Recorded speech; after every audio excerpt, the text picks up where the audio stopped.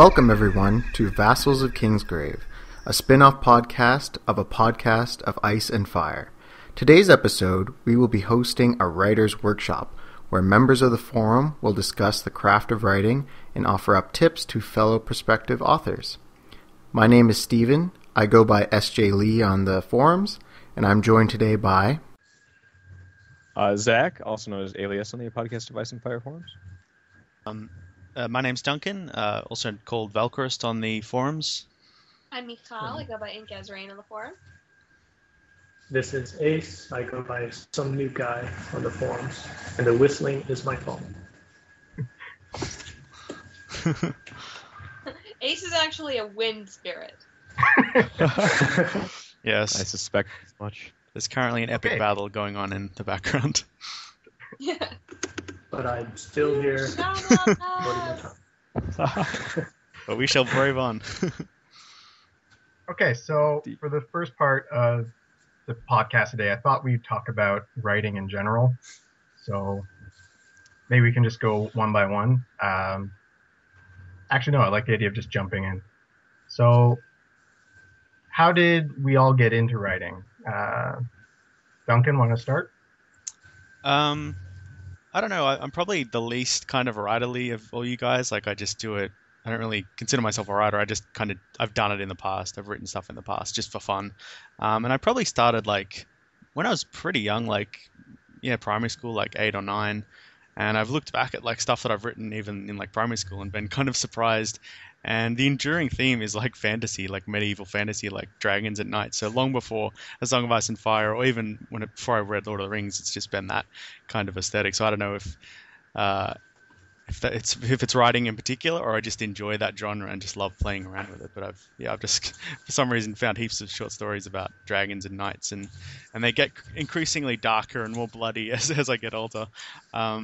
But yeah, I started pretty young, and I've just always enjoyed it. I just enjoyed playing around with language and creating stories and characters. I'm probably more the story side. Like, the characters probably aren't as fleshed out, but I love just making up stories.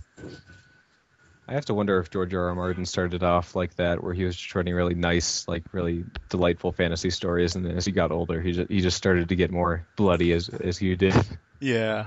Well, it's interesting because it gets kind of juvenile at a point. Like, say, when I'm a teenager, it gets sort of juvenile violent. But then as I get even older, it takes on this almost like psychologically, it's not actually as bloody, but it's almost like more disturbing. And that's kind of what I'm playing around with. Like, I love the idea of merging like horror and fantasy, and not necessarily supernatural horror, but the kind of using language to build tension and this kind of dread in the audience's mind. How about you, Michal? Always written, I think. It was just sort of something that I was always a reader, and then when you're in school, a lot of the time that kind of means that you're a writer.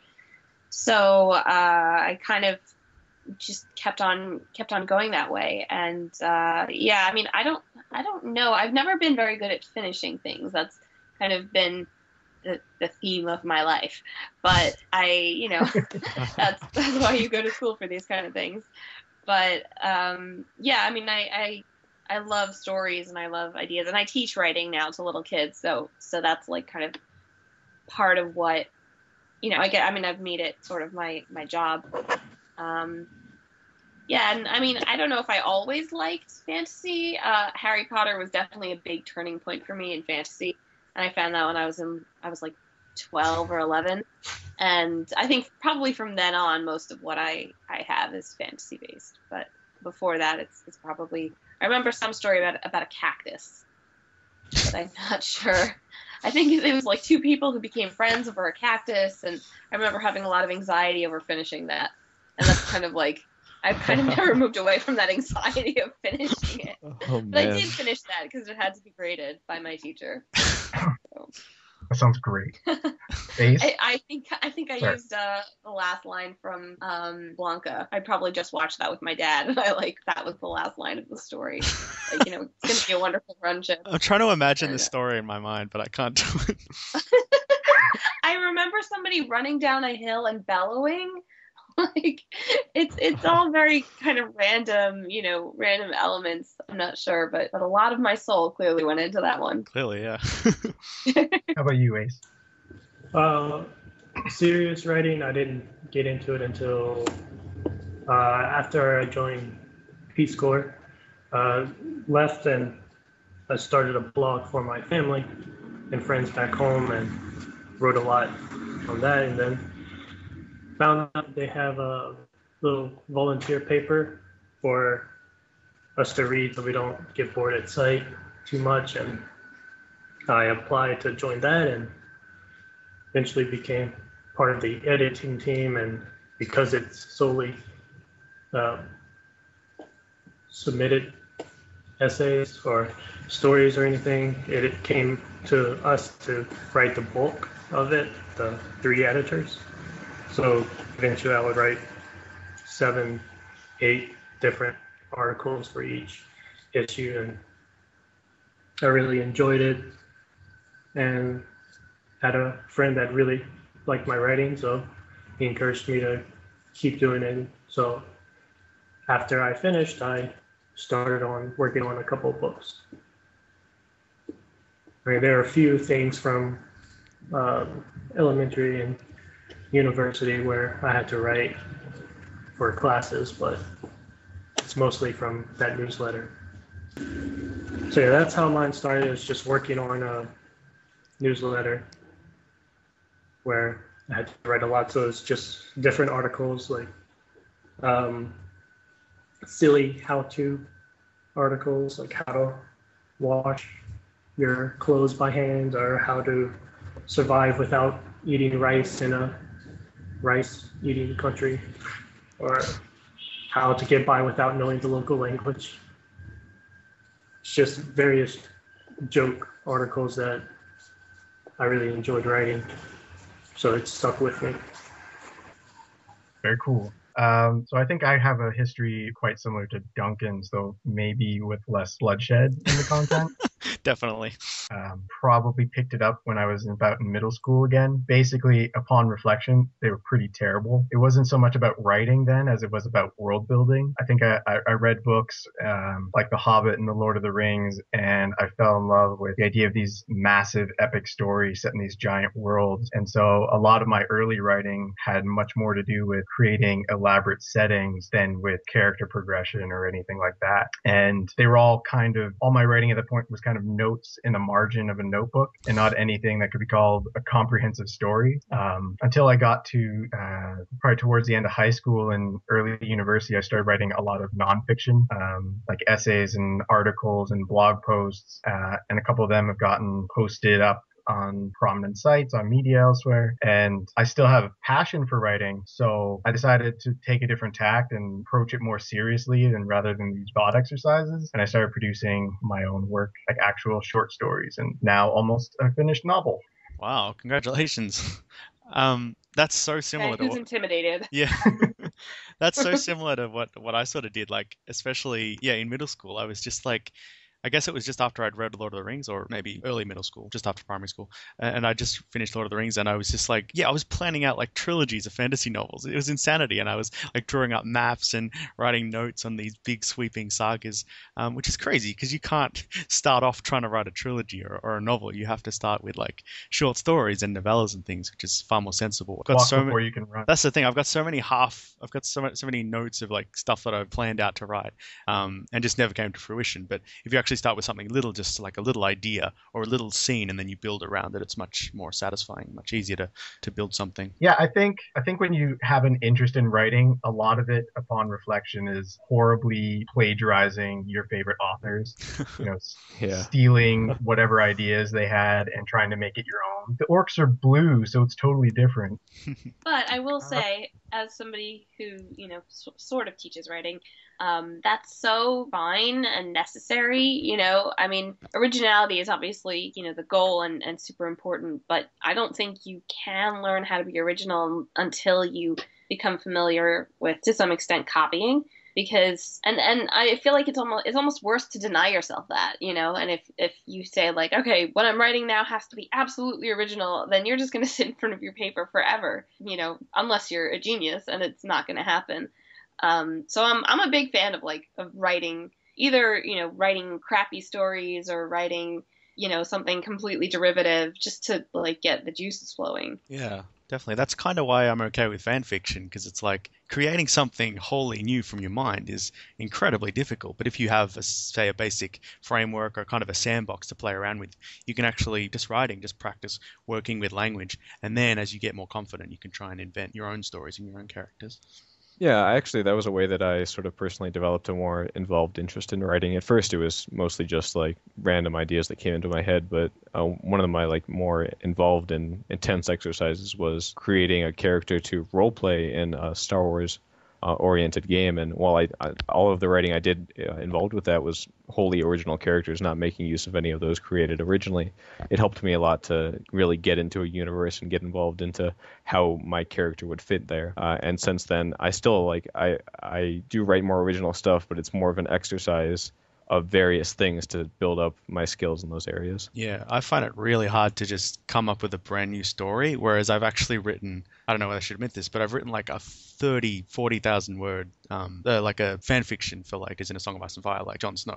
It's insane. I can just write like, pages and pages of stuff just easily, but actually coming up with something original and new is a lot more frustrating. So it is like baby steps, as you say.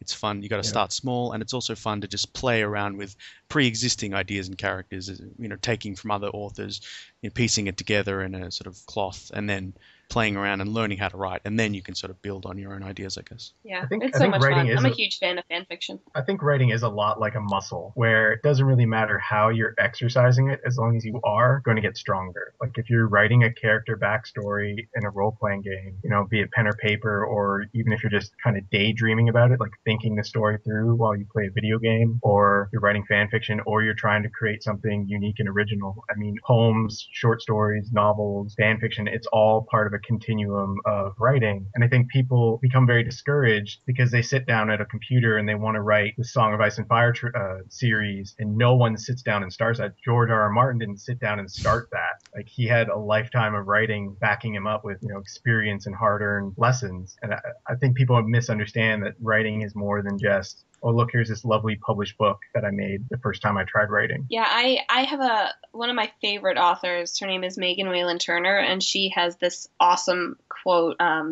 She says, I really recommend that anybody who really wants to write for a living realize that if they're going to increase their skill, every single thing they write has to be practice. Even the long answers on the science questions. Everything you write is practice that helps you get better. And if you write everything as if it's important and as if you need to do it as well as you can, then that skill and practice will pay off later. Because that it makes it feel like there's nothing wasted that you write, like an article for school or whatever, it's all helping you toward that creative goal. I actually get that. I really like that a lot. I work in communications. And every once in a while, my coworkers who will read my press release or some kind of banal document that I had to produce will be like, why is the language so flowery in this?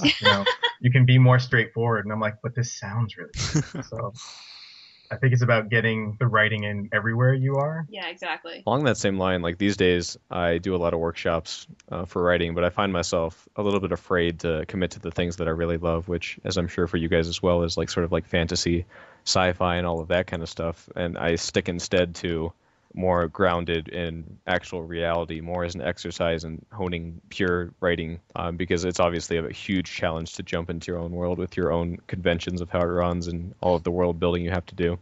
But I still find it useful because I think that it's a great way to just good at writing dialogue and characters and things like that. I think genre fiction is by far the hardest thing to write, but it probably attracts the most amateur writers. There are tons of science fiction and fantasy fans that want to write their own stories, but the amount of world building to make a credible or like top tier world is very challenging. Mm-hmm. Yeah, and it's almost like the best writing has to break away from a lot of those conventions. That's kind of why George R.R. Martin's work is so attractive, because it's obviously very affectionate of Tolkien, but it almost has to, by function, a lot of those conventions to exist.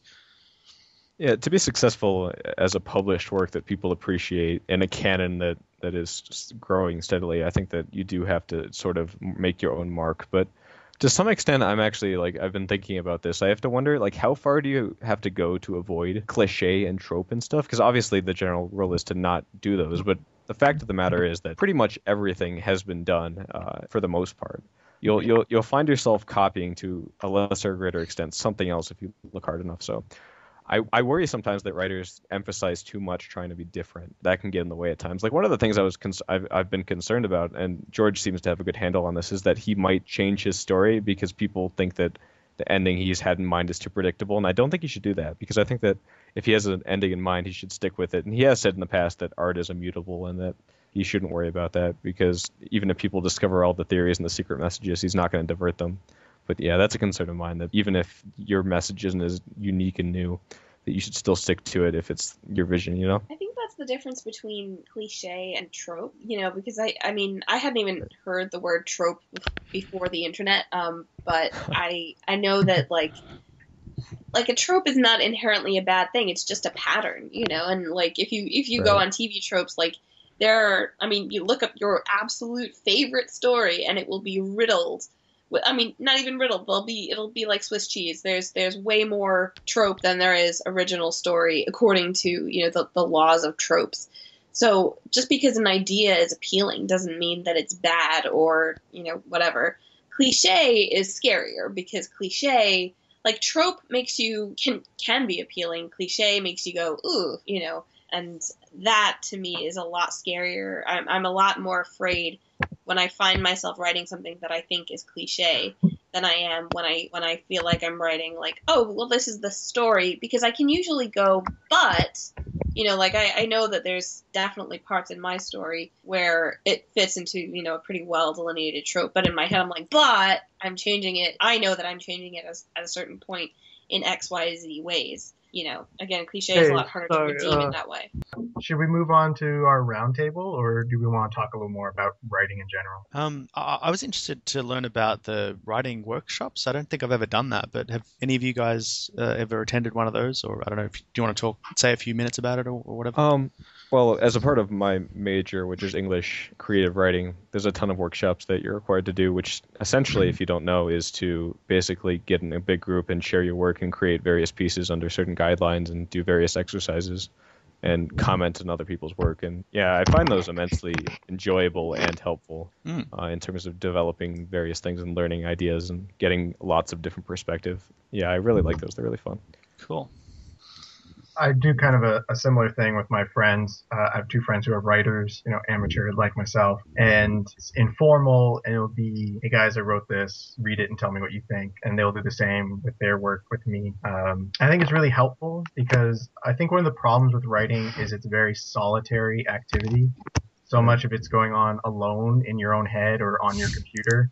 And we're all very nervous about what it looks like until it's the final product, or at least I am. So it's nice to have a small group of people you can trust that are also being vulnerable to you to review your work. Definitely. And like just like errors in the way the language flows. So many things I've written, just like if someone reads, like I won't even see the mistakes because it's just in my mind perfectly written out, and I'll just kind of skip over and mentally patch up all the mistakes. And then so it's so good just to have someone else read it to see how it flows in like a, you know, in someone else's eyes, I guess. Yeah, I think it's really hit or miss sometimes with writers' workshops, especially if you join them in a kind of something that you're going for yourself. I mean, I've taken a few. I mean, I did them in college as well. My major was also actually creative writing, but more with a focus on literature because my school didn't have that many writing courses. So it was, you know, so I took a few outside, and the makeup of the class is vital and terrifying to you know, to how you're going to, you know, succeed. And I mean, I know I find a lot of the time it's a struggle with myself to not be like either, oh, I'm the best writer here, or oh my God, I'm the worst writer here. You know, I usually fall almost always on one or the other, and either way, it can be very difficult to actually like open yourself up and learn. But I think when you have, when you have the right, from the right organization, which you really can't control, unfortunately, which is why it's good to find people in communities like this that you know. Then you can, you know, they can be exceptionally helpful. I think they're vital, honestly. I don't think that you can a writer influence like in the modern world, you know, sharing and everything without some kind of partner. Yeah, I'm lucky where I found a person who will give me, well, he always gives me positive feedback, but based on the level of that positive, I can tell if he actually dislikes what I wrote.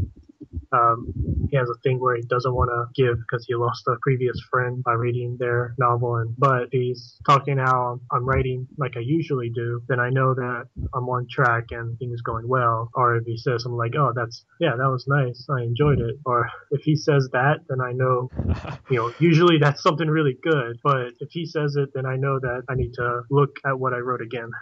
You have to interpret the enthusiasm then. Yeah, that can be tricky. Like, it's funny because in these workshops there is a thing like that too, where they're very, very careful about how critical you can be because you can alienate people so easily. And you kind of have to walk that line between giving useful criticism and being harsh, which could discourage people, because it is very a personal and very like hard on your sleeve process sharing your writing for sure. And it can be very like demotivating if you get really bad criticism. Has anyone here shared their work? Sorry, Michal, go ahead. Oh, no, I was just going to say the art of constructive feedback is an art. Yeah, and also I agree with you, Michal, that it's really, really. I'm sorry if I'm saying that wrong, but it's really hard to like moderate your expectations when you go into those workshops because, like you said, I've had issues at times where I'm like, oh, I can't be too arrogant. I have to be open to what these people have to say, even though I might think I have to get past that feeling that I know better. And you have to keep in mind that your perspective is not the only one, and that it's important to gauge various opinions if you want your writing to be clear. Because sometimes I think that what I'm saying makes perfect sense, but someone else just doesn't get it, and I think that's an important thing to take away. The worst thing is when there's a part of your manuscript or whatever that you are sensitive about, and like, oh, I haven't worked this over, or it's way too melodramatic or something, and then somebody picks up on that, and you're like, I know, don't say it, I know. Don't make me live through this again. Yeah, you probably preempt the worst criticism possibly, but they're probably very calm about it. Yeah, well, in the best workshops, you're really not supposed to talk. The author is not supposed to respond to criticism. So you just kind of have to sit there and cringe and like make notes studiously and be like, yes, I'm taking everything you say into consideration. And it can be very stressful, but it's very worth it when it's really worth it. Yeah, you don't want to preempt people because, and I've done this mistake in the past because it then influences their expectations. And you can think something is awful. Like I've had that experience where I just don't want to share something. I just feel like it's completely horrible, and I've done so many wrong things. But you just have to get through it and see what they think, because it's more important to get their unmoderated opinion than one that you've influenced, positively or negatively. Yeah, exactly. So should we move on to our roundtable? Yeah, sure. Okay, so in the roundtable section, each person on the podcast is going to share a little bit about what they, are currently working on, or some past writing project they want to share with the rest of the group and podcast listeners. Do we have a volunteer? I'll get started. So other than the short story that I put up on the forum, that one I wrote back in November, October, and it's with some short story competition right now. I haven't lost yet, but I'll find that out at the end of February.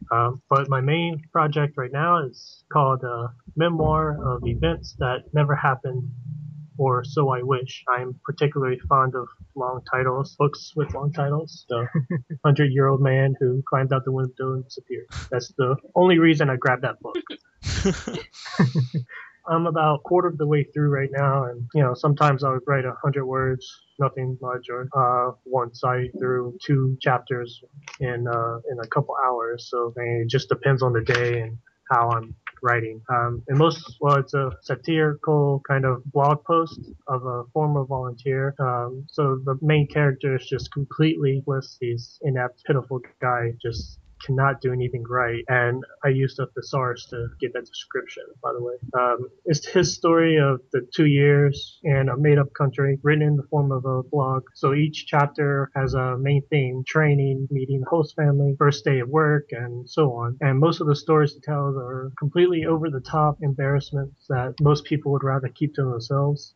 So many of the stories have actually happened to me the last 2.5 years. And so those are the days that I get through pretty quickly, writing. So I'm trying to work through this, and I'm having fun with it actually, because just some of the stuff, when they happened, it was the worst thing in the world. And now writing it and trying to write it in a comical way is very satisfying. That sounds interesting. I don't know if I could ever try and put my own experiences or my own my own memories and stuff into a character like that. It must be really daunting and draining. I just create characters wholly out of my head. I don't know if I could be that kind of autobiographical with writing.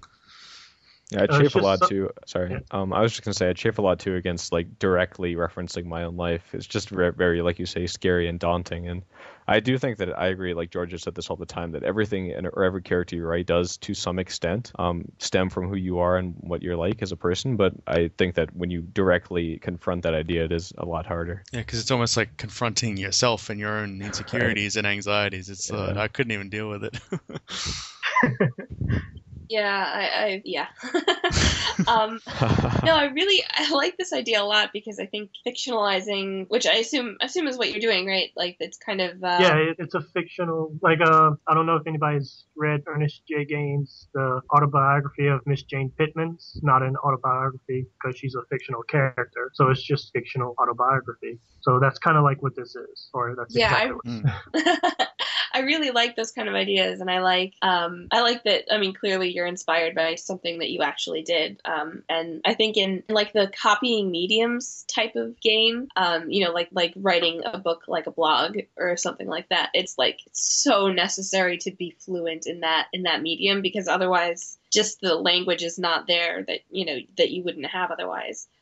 So yeah, that sounds really cool, and you should make it fantasy partly because that's no, you should if you don't want to, but just the dragon bursts in out of nowhere.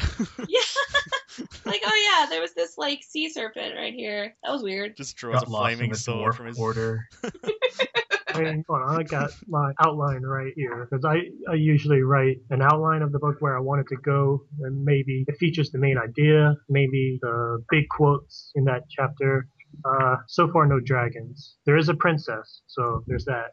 Nice. Because I'm in a Eastern European country because the Soviet bloc is more fun to play with sometimes. So you mentioned an outline, and I think this is I don't want to interrupt the workshop or the roundtable too much, but I think this is an interesting question to ask you guys and to get your opinion on, because obviously we're an offshoot of a podcast of Ice and Fire, which discusses George R. R. Martin's books.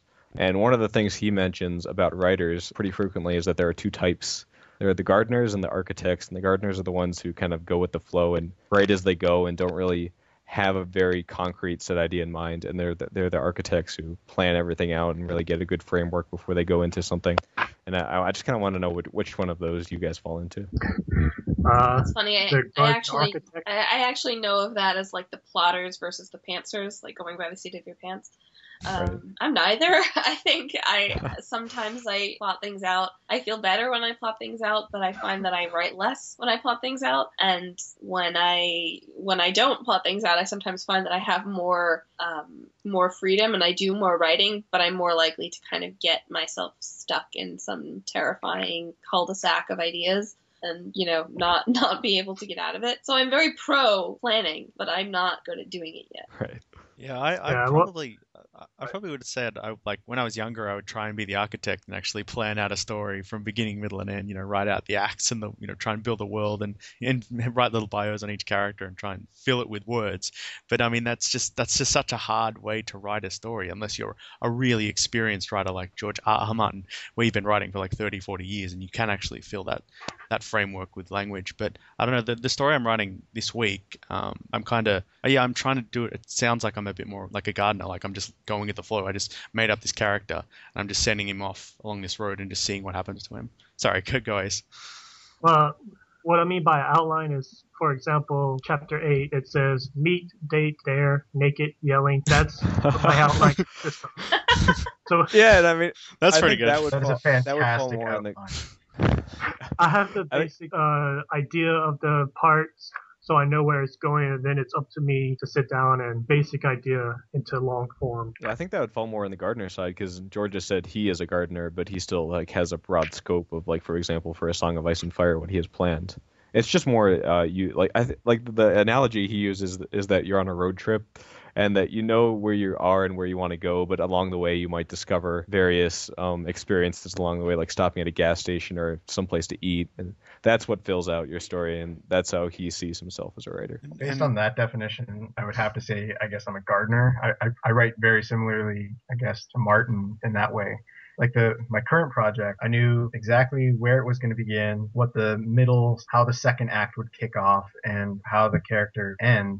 but I had no idea what Georgetown would look like when they got there. But then I just extrapolated in my head, the kind of journey the characters go through. So, and I think there's something exciting because you just come up with ideas as you're going of, well, wouldn't it be novel if this town had this different, or this kind of character was in charge, or, they encountered a different kind of threat than they had previously, and it kind of keeps you on the toes. It makes it more interesting. Found when I over plan, it becomes procedural. So I have to write the scene where, they get in the gunfight. And even if it's a gunfight and it's exciting, I know who gets shot and I know what happens then, and then they run over here. And so it's less interesting because I know what's going to happen. So it's like rewatching an episode of television instead of watching something brand new fresh, if that metaphor makes any sense. It's almost like the characters are slaves to the narrative. They have to do certain decisions at certain moments to push the plot forward. And that might not necessarily be organic, especially when you're writing and your character comes to a particular position where they have to do something that you need them to do. But it feels so unnatural. It feels so forced. So sometimes I think Martin talks about this, how difficult it was getting through the Marinese Knot, because he might have planned out an outline, but the characters just weren't doing what he needed them to do. It just didn't feel natural. It's almost like the characters in the narrative there's a tension between them at times. I think there's a real struggle there about character agency. How much do your characters do things that if they were living people, would do? And how much are they puppets dancing to, the writer god's whims? And I think ultimately at least in my case, I want to favor more that what the characters are doing is what these real people would do. But ultimately you're writer god and you want to shape a story for a particular purpose. So it's this interesting conflict. Yeah, I find some of the most magical, I guess, moments, in writing come from when you're really in a scene and something occurs to you. And, just because everything about this process I find in some way or another scary, that's scary to me. When I have an idea like, oh, they're doing this, or she likes this, or this is because XYZ. But at the same time, sometimes those ideas are so much more. I really think that a big part of writing is hypnotizing yourself and letting your subconscious come through, which can't do when you're plotting. And so at a certain point when you're writing, if you're lucky, you kind of lull yourself into that state of production where you're just communicating with the characters. Things are just happening. Ideas are coming to you in a way that I think don't necessarily make sense on a conscious level, but that suggest themselves as possibilities that eventually make much more sense. And sometimes it's better to start with an idea or like a tone or a scene in your mind that you're really excited by, and then to kind of build the story outwards from that, rather than actually plot it out beginning, middle, and end. Yeah, I'm a big believer in writing out of order if you have to, or if you want to, because whatever is going to get the words down, Yeah, I think that's a good exercise too, just to start in the middle and then try to add to the beginning and try to figure out how you got there. I think that's a good thing to do. I would also say that for me, it's been like that for a while now, where I kind of just, whenever I want to write something, it'll start with just some random idea, and I'll literally be thinking in the second what I'm going to do for the next sentence. There's never really any plan to anything, and it's just almost like stream of consciousness when I'm doing that. And I do think that's good, but to some extent, I'll mention this more in my bit in the Roundtable, but I do want to start doing more long form things and things with a little bit more intention to them. And I think that some planning can go a long way to make that happen. Yeah, definitely. You don't want to get sucked down a rabbit hole and then you don't want to hit a dead end and not know where to go next. You have to have some idea of where you're heading, or some sense of how the story is going to end. So I do think that idea of, and this discussion is kind of making me realize a few things, because I have so many short stories.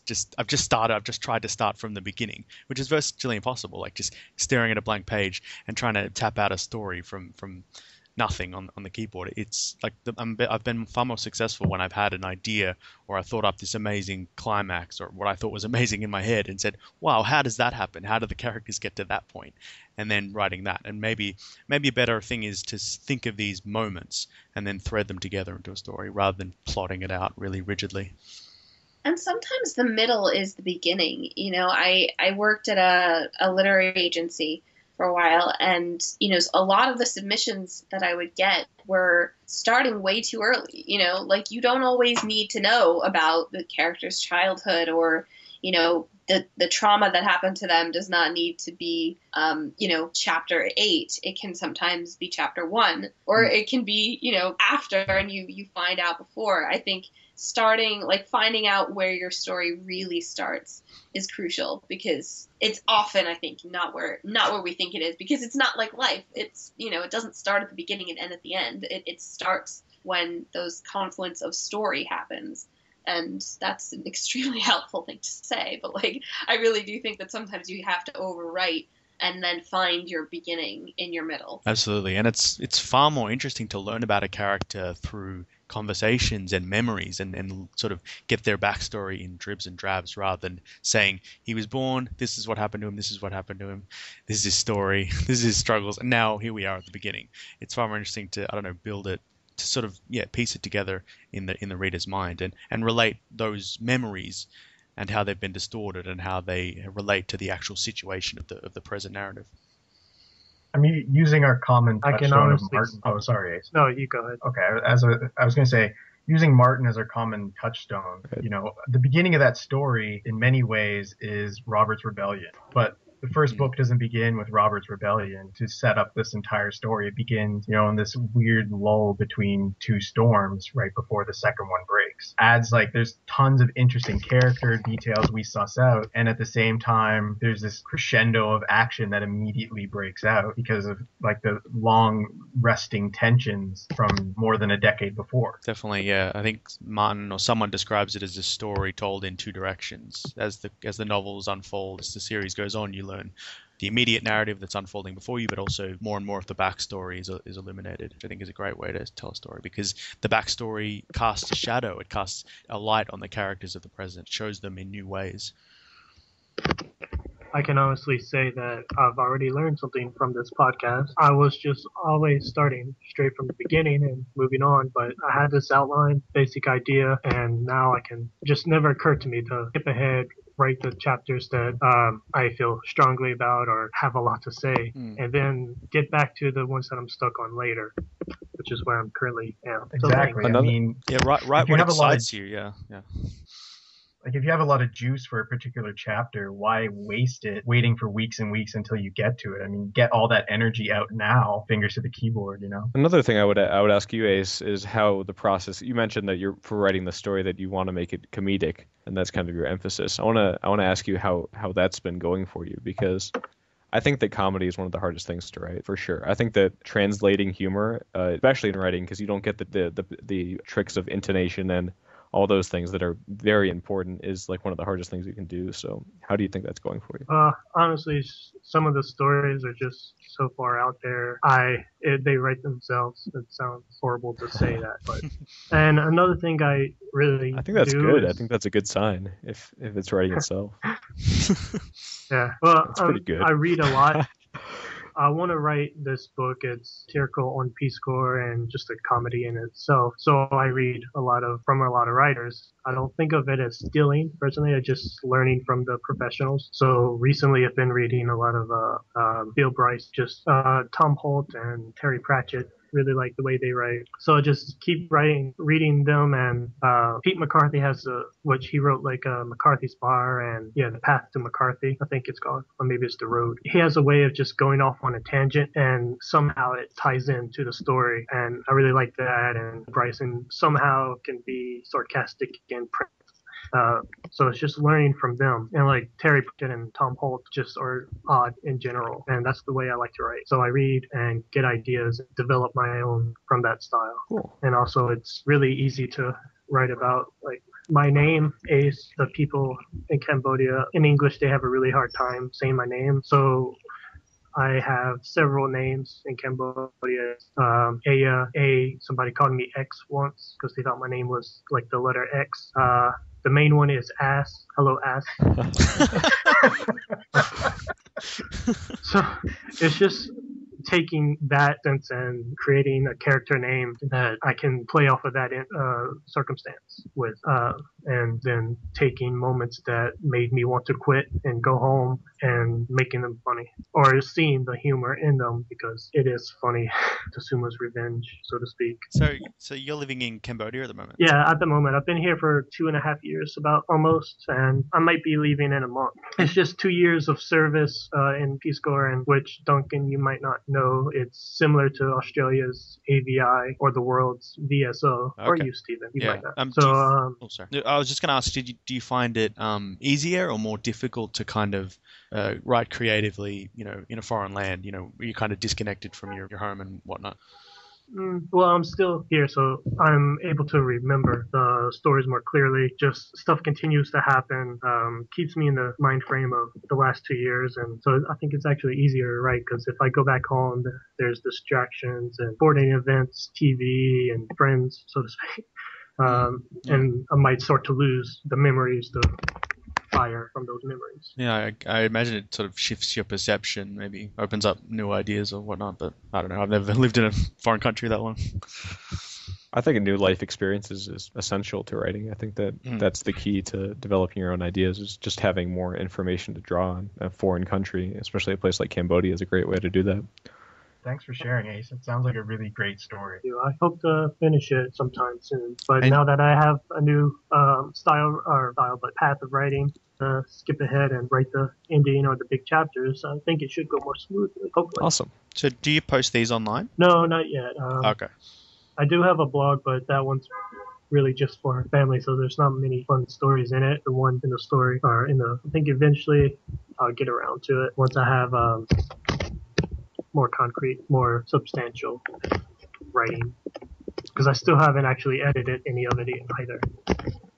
I want to do that quite a few times before more than one person reads it. Yeah, editing can be kind of a daunting task on its own. It's almost like reading over your work for the first time and seeing maybe some things work, some things you can fix up and you feel happy about it, but some things are just like, wait, this doesn't work at all, and you have to oh wait, do I have to rewrite all this? And then if that has to be rewritten, the next part is doesn't make sense. So it's kind of an interesting process in itself. Pretty stressful. I find I'm very concerned with language myself, and sometimes I'll open up a document that I've written, and very occasionally I'll be like, oh, this is nice, but most of the time I'll be like, this is awful, how did I write this, I'm horrible, and it's very unproductive. So much passive language and adverbs. Oh god. Oh god, and you Those can't not adverbs. reread your own writing. Yeah, and I'm like, oh my god, this is the purplest prose ever. It's a constant struggle. I often So, cringe to rereading my work until I get it right. I think that's a good feeling to have, though, because it means you have something to work on. It's better than being oblivious to the errors in your work.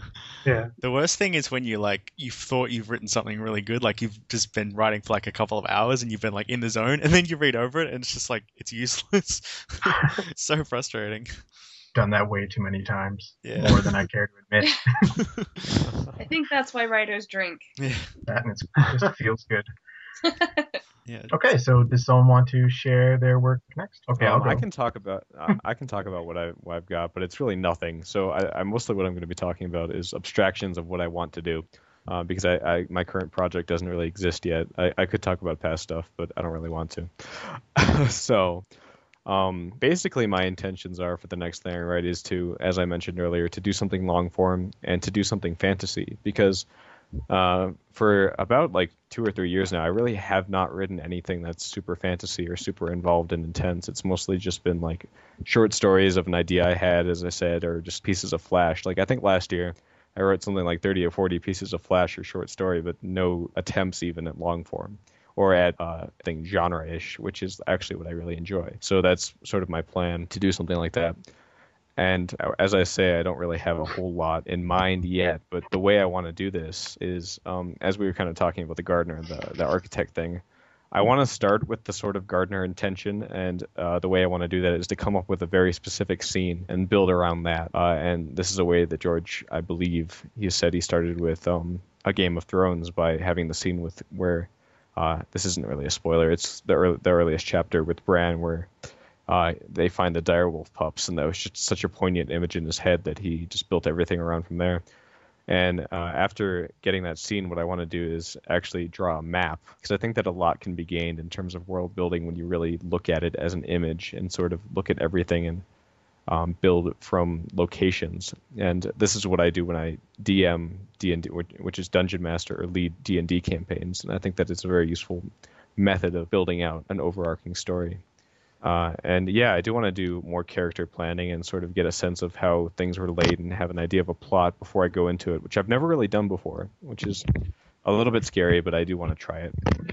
So Zach, you just said that like plot is difficult for you. Yeah, like where I start generally with. Sorry, go ahead. Oh no, I mean that's very difficult for me too. So do you have any Right. like ideas on how to that out, or not make it easier because you can't? I think the key is to get more architect-y, because I think that I need to take a step back a bit from the in the moment writing and to really think about broad scope details and then fill them in from there. I think that where I tend to start is very specific, and in doing so, I sort of limit my scope, and I think that's my issue.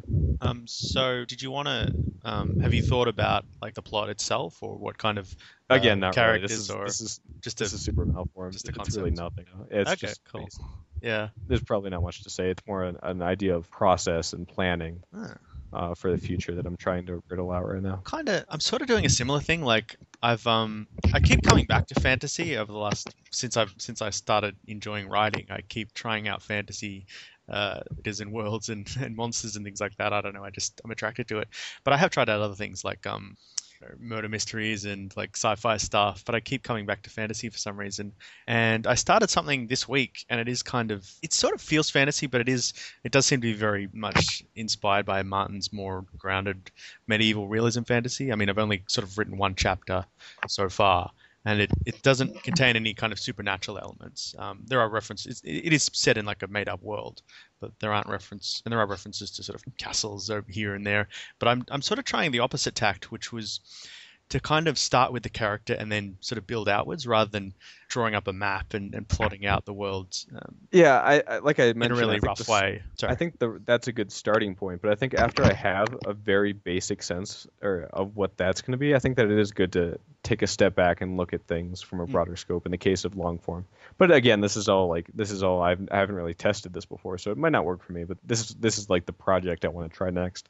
Yeah, Especially because this year I'm not going to be doing as many workshops or short stories as I did last year. So I really want to like try my hand at something different and see how it goes. Yeah, no, I've done that in the past. It's really fun. I don't know, just for this one, I don't know. I just wanted to be a bit more low key and just, I don't know. It's kind of a little bit like Martin, where you're just kind of receiving information about the world in bits and pieces. Like he'll just think of something that occurred 10 years ago, and he'll mention a castle, or he'll do something, or he'll mention an event that occurred. So it is kind of building outwards from the character. So he just starts off in a forest, and he's just like kind of moving from one castle to the next. And I'd much rather write it that way. I'd much rather write the actual story that way. It's more for my own sake of getting a sense of what I want and then building it from within, as opposed to what would actually show up on the prose. Cool. Would you move towards more high fantasy, or would you like to stay in the more medieval kind of realism? Probably high fantasy, I think. I do like the medieval, and I think that Martin and a lot of other writers have done a great job with it, but I would want to get into more of the swords and sorcery and that kind of stuff. It's mostly just because that's what is interesting to me at this current moment. Sure. And you're sort of inspired by Dungeons and Dragons and things like that? A little bit. Not so much the actual narrative of anything Dungeons and Dragons so much as the process involved. But that kind of world building, yeah. Yeah. Oh, cool. Something that's interesting to me is like the different kinds of fantasy that you can kind of play with and sort of discover, I mean, I know for myself, like Game of Thrones and Song of Ice and Fire kind of define how I initially, like, if you tell me like, oh, it's a fantasy novel, that's what I'll think of. But I mean, there's such a breadth and depth of, I mean, like you said something at some point, Duncan, about, in a different podcast about, kind of Martin blending genres and horror and all that. I think that was you. It might have been a me. I don't remember. But anyway, whoever said it really stuck with me, because I kind of feel that way too, that genres are not going away, but they're a lot less separate than I think we're taught to think of them anyway. And I almost every story I've read kind of gets richer the more diverse elements of genre you add into it. So yeah, I mean, I guess the point of that would be like, you already asked, Zach, but like, you can cut this part out because now I'm just rambling. But I'm just thinking, like, No, I think that's like, really good. Yeah. Sorry, I just want to say I think that's really good, and I think that some of my favorite fantasy stories have been things that are amalgamations, and I agree with you that that you should not restrict yourself to a very specific idea of what your story should be. Yeah, I mean, Yeah. one thing I'm hoping to explore is blending horror, but also something that I really enjoy in Martin's work is the kind of the tone of melancholy and the tone of regret and those kind of ideas, the relationship to memory, and things like that. So yeah, a lot of my favorite scenes from Song of Ice and Fire are this use of horror and not necessarily monsters and things like that. Although, House of the Undying is an awesome scene, but more the kind of use of language to build up dread and just, I don't know, disarm and create this sense of uneasiness in the reader. I just find that really interesting way of writing, even if it is in a fantasy setting. And I also think that fantasy it can sort of meld into a lot of different genres, but it's interesting how different fantasy authors have used the perspective of the character. I mean, if you look at something like Lord of the Rings or A Song of Ice and Fire, the perspective is, it's not just shifting between multiple points of view, but it's the perspective of someone who lives in this world, a sort of native, an indigenous person to this world. But then you have something like, say, Harry Potter or the Chronicles of Narnia, where it's like one of us kind of entering this world for the first time. That's kind of like the standard route, or like the basic idea of I'm sorry, I mispronounced this by accident because of a way I misheard it one time. That was really funny. But protagonists who are naive and you learn with them, and that's a very good tool to immerse your reader too. It's like they're your surrogate, yeah. But there are limitations to that too, and it can be restrictive. And I'm not sure if I'm as interested in doing that. But another point to be made, I think, is that modern fantasy, even like the thing that defines fantasy for me is the world building. And I think that even modern fantasy set in a modern day, more realistic world, but with its own elements that are fantastical, is the world building still defines that kind of story. Because I think that sorry, I'm sort of rambling at this point, but the world building is the key, no matter what kind of fantasy, high fantasy or something less involved in terms of being different than what we actually live. Yeah, that's the other one where a magical force sort of enters our real world. I think I've heard it called like urban fantasy. I think there's a book called The Rat King or something, which kind of explores that really well. But yeah, it's interesting. Like, there's so many different ways you can use fantasy and merge it with genres, so it's a great setting to explore different tones and ideas. And I think it's just great how. I think that it's important to do that because, I mean, genre fiction is kind of not derided, but it's not looked at in the same way as, as literary fiction or memoir or whatever. Important books, and like the more I feel like the more you can, like, the genre exists because of people, and human experience. So the more of that goes into fantasy, the more I think well regarded the genre can become. Yeah, and I think that you can find a synthesis between the high-minded ideals of literature and the sort of escapism that fantasy provides. I think that you don't necessarily have to have one without the other. Yeah, and genre can be kind of a cool platform, even if it is, even if it has to stick to certain tropes or appease certain audience expectations. It is kind of a cool platform to play around with different ideas, deconstruct things, and subvert expectations. Whereas maybe the more classical dramas have to appeal to the middle brow a bit more. They have to appease expectations in a different way. They have to, they call them like Oscar bait movies. They have to tick a certain criteria to appease to the middle brow. Whereas genre, even if it is looked down upon, even if it is technically appealing to the low brow, it can sort of break out in interesting ways, experiment with form in ways that classical literature or film can't do. I feel like as genres, science fiction and fantasy have just exploded beyond their previous very narrow definitions. The fantasy used to be Tolkien and science fiction used to be Flash Gordon, and that's it. You know what I mean? That very distinct worlds. And now I think people look at fantasy and science fiction increasingly as a type of setting. Any kind of story can occur. Like look at the movie Her, which is clear, like by any measure, it's a science fiction movie, but it's also a romance and a drama. And very few people comment on the fact that it's a science fiction movie because it's just a normal part of these expanding genres that the broader audience is more comfortable with. Yeah, and even if it is completely made up and it doesn't seem to have any relation to our real world, something like science fiction is sort of digging into real anxieties people have about the future, technology, things like that. So it is speaking to something true in people's sort of consciousness. I would say the way you separate the I guess the writers from the good or the great writers is to, you can rely on those tropes and those sort of genre elements that sort of define various genres. But like you say, Michal, that the tropes, you can use them, but I think where you distinguish yourself is your writing of characters, and that's sort of where you separate yourself and define yourself as a writer of something that's truly interesting, is writing your own unique, very involved characters that you're very committed to, and they make sense to people. That's actually why I find, Zach, your approach, and Duncan, you too, your approach very interesting because it's so different from mine, where I started with a very rough plot and then built my setting and found the characters that would populate it. And you guys are starting with characters and surrounding them in a world, finding their stories. I wonder if that's just our different temperaments as writers, or, there's just different approaches. I don't know. I'm rambling now too. I mean, I've tried out different things. That's just kind of what I've done. Right. Yeah, me with too. this story. Yeah. Yeah, like I say, I think my emphasis this time with this thing I have planned is to be more plot oriented, because it's always been something I've been really bad at, and I do think you have to have a good balance of both. Despite the fact that I say that characters are sort of more important in terms of distinguishing yourself, I do think that it's important to have both, because at the end of the day, if you want to make something interesting that people want to read, you have to have a really solid plot.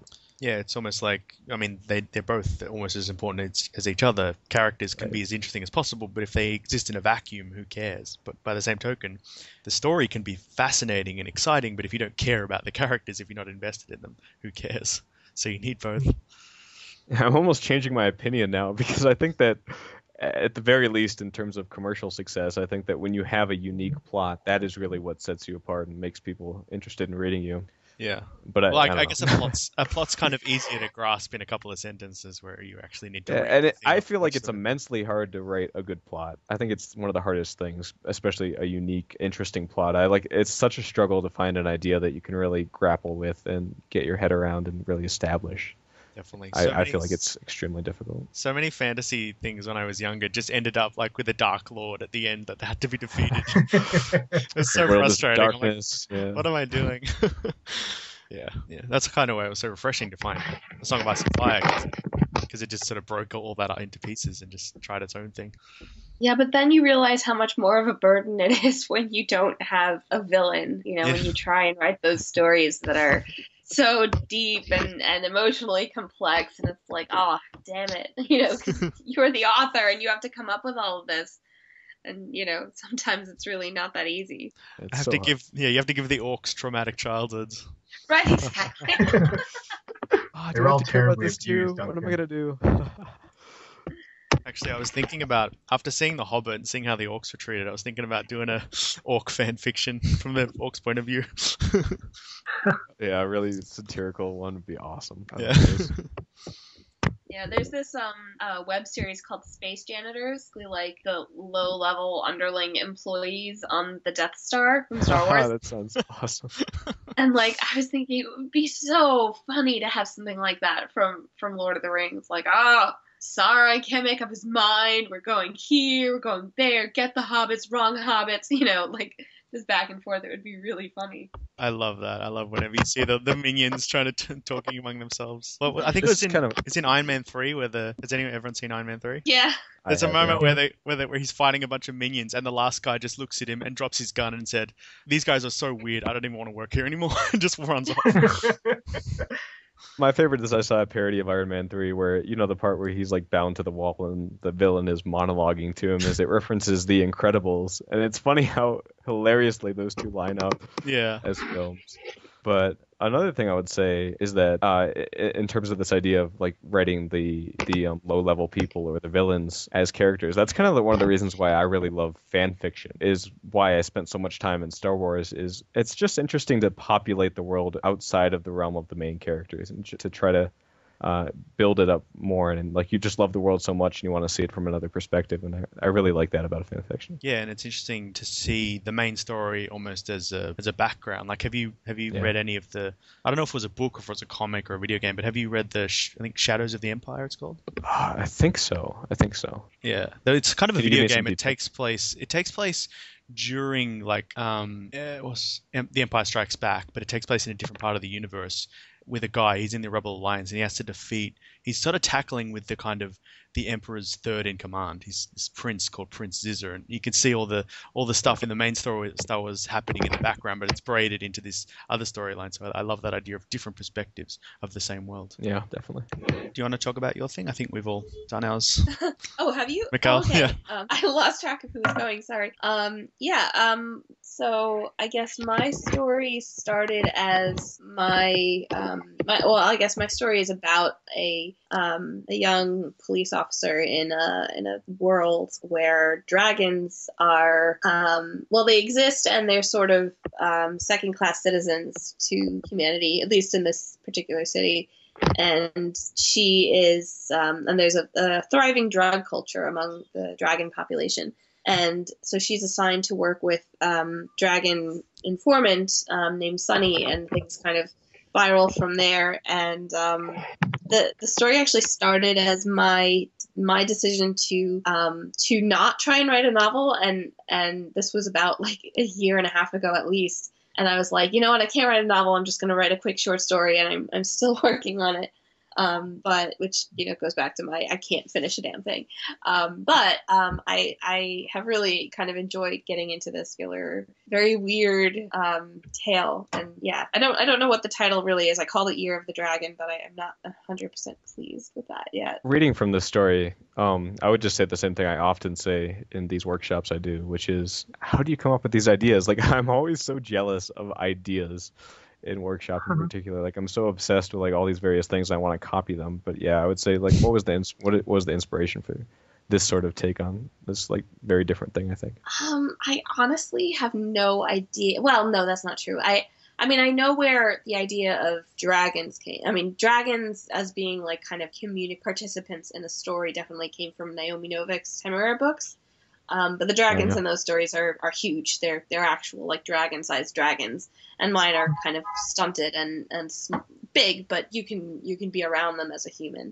So that's where that came from. I'm really not sure where the police angle came from, or the drug angle came from, because they're not usually stories that I write, and I've actually run into a lot of problems, like making up this lingo and being like, police officers say this? Like, I don't know. I know nothing about, I don't watch CSI, like, I don't know anything about this kind of thing, but it just kind of fit, and I liked the idea of the very naive, kind of annoying, stuck-up character having to be brought down to the level of these, like, the community scum, and having to deal with that. Thought when I read part of your story, and while you were describing it, was this is The Wire with dragons. Which is great. Oh my god, that'd be so cool. I'd love a wiretap on a dragon. Yeah, You're just sitting in the car. Well, that's sort of how the story starts. They're kind of working on that. I think dragons in particular are interesting because they're just like such an interest, like I guess a character, because let me rephrase. There's a lot of different ways that people tend to write dragons, and some of them tend to be like these very ancient knowing forces, or you take the George R.R. Martin route or some other writers where they're kind of very vicious and they're sort of like dumb brutes. And I don't know. I just think it's interesting that they, as a character type or race, has had so many different ways of being represented. Yeah, I agree. I mean, I don't know if I would ever have said like, oh, I'm a huge fan of dragons, but like since I've been writing this story, I kind of have become one. And they're just, I mean, like they're these beings of like tremendous power, but also tremendous intelligence. And you can play with that intelligence in so many different ways. And because I just decided to throw out the fact that they're huge, it kind of let me do a lot more with them. Does this take place in a different universe where dragons have just always lived with humans? Well, okay, so technically this is like the behind the scenes thing, but technically this takes place in like a George R. R. Martinized Middle Earth, where everything's gone to hell and it's all, cities and crime and Gotham. Oh, okay. But is it like a modern city? Gotham. It's a pretty modern city, yeah. Okay. I think there are a few things that might be different, but for the most part, like the archives place that she was supposed to work in is more about like magical artifacts and things like that. So there is like it's like a very, very post-magical world. That's interesting. Have you seen the movie District 9? No, but my brother has, and he keeps telling me that I should watch it. Yeah, there's a few interesting parallels, especially with the drug dependency and all that. Yeah. I love the way that movie is shot. Like it's an interesting like way of going about it, where you sort of like it's like a documentary. I don't know. It's like the sort first of like 20 minutes. Yeah. Right. I just think that's cool. That's a cool way of telling a story, but that's sort of tangential. Yeah, no. District 9's first 30 minutes, I could watch that. I can leave the rest of the movie. 30 are great. If they finished the whole movie like that, it would have been much better. Which relates actually to a question from Michal. I'm going to ask the English lit question. Is this some sort of social commentary? Like, is that part of the motivation of this story? What does this mean? What's the meaning? Who do they represent? Who? I kind of realized at some point that people could like really easily see that in the story, but it's not intended to be any kind of like commentary. I mean, it's just kind of like I'm having my cake and eating it too. I'm completely taking advantage of the idea that there are, quote unquote low class people who are, caught up in drugs and just using that for my own not pleasure, but advantage. But I mean, if you guys want me to tell you how the story actually ends, then I'm not don't sure. tell us. Okay, Oh. I won't tell you. We'll have to read it. We gotta read it. I do want to read more on this. Spoiler-free zones in all of POK history. Is this a thing? Is this a thing you mean to write a novel, like finish a novel on, or is it just a short story? Well, it was always supposed to be a short story. I mean, at this point, it's quite long now, and this is only about like maybe 3/4 of it. So I'm not sure what it eventually will be. I would love to be able to make a novel out of it, but the fact is that I only have one plot line, so I'm not sure if I'm not sure what. Right now, I'm just trying to finish it, and then we'll see. I would say that it does suit a short story, because a lot of the things I end up saying when I read people's work is that it would actually function better in a longer form, because there's just a lot of information that's not really being resolved. But I think that you've made it concise enough that you could wrap this up without going too far with that. Yeah, and I'm not sure if Rose is quite likable enough to sustain a whole story. Does that make sense? Yeah. I mean, a whole like novel. It's an interesting question about likability of your main character, how important that is. I do think that to some extent they have to be the everyman. I don't know. They sort of have to be the character that everyone can take something away from. Another possibility, not to like tell you how to write your book, but another possibility is like you could sort of look at different characters in this world. So you could focus on Rose and then go to another character and see their interactions with Dragon, give a Dragon perspective. I don't know, just play around with like World War Z or something. Yeah, I was that's thinking true. the same thing. That would be like interesting to you, because I've been sitting with this story for so long that I feel like I've lost my like not like my nerves, like touch sensations for it sometimes. So does that seem interesting to you guys, like other characters in the world? Yeah, I don't think you can get like the police perspective and just an ordinary citizen. I would find that interesting. Yeah, I haven't read the whole thing yet. I just read a little bit of it, but it's I mean, it doesn't have to be a full novel with like 20 chapters. It could just be like a couple of other short stories in this world. But it's up to you. It's art isn't a democracy. It's what excites you. Yeah. No, that's true. I mean, I've been thinking about it, because I do sort of feel like when I do finish it, and if it just turns out to be a short story, then you can't publish short stories, and nobody publishes short story collections anymore. That doesn't really happen. So like it's something that I've been thinking about. You might be able to get it published in like a magazine or something, couldn't you? That's true. Yeah. That's definitely the goal, anyway. Awesome. Yeah, I don't find that Rose is unlikable personally. She's not unlikable. It's just she takes getting used to, I would say. Or she has her opinions. She might feel slighted that she's not at artifacts anymore. I've read books where the main character is completely just unlikable. For example, Confederacy of Dunces, Ignatius J. Riley. I think of a main character more unlikable than him. For Rose, I want to know more about that relationship with Sunny and how they go. Well, that's good to know. Actually, just in terms of like commentary, like social commentary, or like something that I'm very aware of when I'm writing sometimes is like feminist issues, and sometimes I'll write something or do you guys know what the Bechdel test is? Yes. Okay, so sometimes I'll be writing, and I think this story actually does, but I'll be writing something and I'll be like, oh my god, I haven't passed the Bechdel test, and then that just adds a whole other level of responsibility, that feels like, or I haven't had a different kind of character, from myself, something like that. Do you guys ever feel that kind of pressure or guilt or anything like that when you're writing? I was just going to say, I think that sort of falls along the same line of trying to be very defiant of tropes and cliches in the same way. I think that it's just a challenge of trying to write your own thing without committing to something people have done before, or something that's generally frowned upon or doesn't seem right.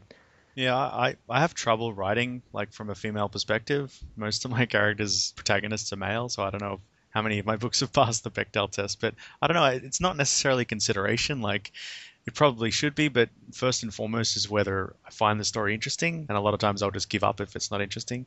The idea of having a Bechdel test, I don't know, and there's probably heaps of other considerations. Am I representing each ethnicity adequately? All those things. I don't know if you can hold your writing to specific standards. I don't know, first and foremost, maybe you can as you become more experienced, and you need to branch out more, but I think in early stages you just need to write something you're passionate about. Right. Yeah, my personal opinion is that you shouldn't worry about that kind of stuff. That's just my opinion. I think that you should focus on what you feel like your character should be, as opposed to sort of outside standards of what's expected or what you think is required. But again, that's just what I think. I think it's different from movies because like so many people are involved, and they're obviously specifically targeting demographics and things like that. And there's political motivations why they choose a white male protagonist and why they limit the female characters to romantic interests and keep them quarantined from each other. So yeah, and there's obviously so many people involved, so many writers, directors. So it's a bit more egregious in that case, as opposed to just a single person just writing their experiences on paper. Yeah, this that's is a actually good point. This is a question that is haunting me currently as I'm working my way through my story. I have quite a few female characters. None of them are main characters, but one of the themes is the decline in the role of women and like resurgence of misogyny in certain parts of the world, part of the story. And so I'm always fearful that I'm walking this thin line between, am I commenting on like the role of women and how it has changed in the society, or am I just writing a misogynist story? It can be I fret about it. And so I'm getting feedback from like my female friends who are also very, very literate and seeing what they think. And most of them are saying, no, relax, you're fine. So I'm banking on that right now. Yeah, I guess there's a certain comfort in knowing that no matter what you do, somebody will criticize you for it. So exactly, yeah.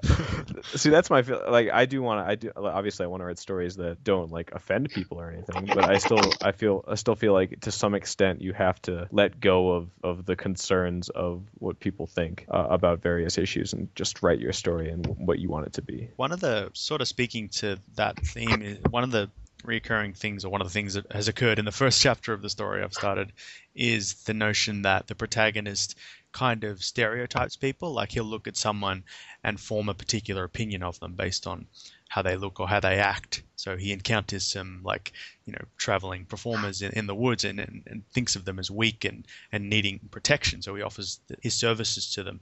But in the end, it turns out they've tricked him. They've like set a trap for him and take him back to a tavern and ply him with alcohol and take his sword away from him. And it's all a trap to sort of ensnare him. And I think one of the passages is like, but I protected you. I saved you from the outlaws. And then he thinks, you fools, they are the outlaws. So I don't know, just playing with those kind of expectations. I think the trick is to write characters as realistically as possible. And sometimes people are assholes. And if you have to write an asshole, then you should go full throttle with it and make sure that they commit to how that person would perceive the world. It's definitely challenging, especially writing as a protagonist from that perspective. Like, I've never really tried to do that where I wrote a genuinely horribly morally reprehensible character. But I think it's a good exercise. Well, another thing I want to explore is absolutely just exploring really this tension between the badness in a person and the goodness in a person. The protagonist is kind of seen as this really respectable knight, but he has just these visions, these kind of war visions of things that occurred like 15 years ago. And he sort of lets slip some of them in the tavern while he's drinking. And it's kind of just this peeling back this layers of this really kind of prestigious white knight and seeing the kind of horror underneath.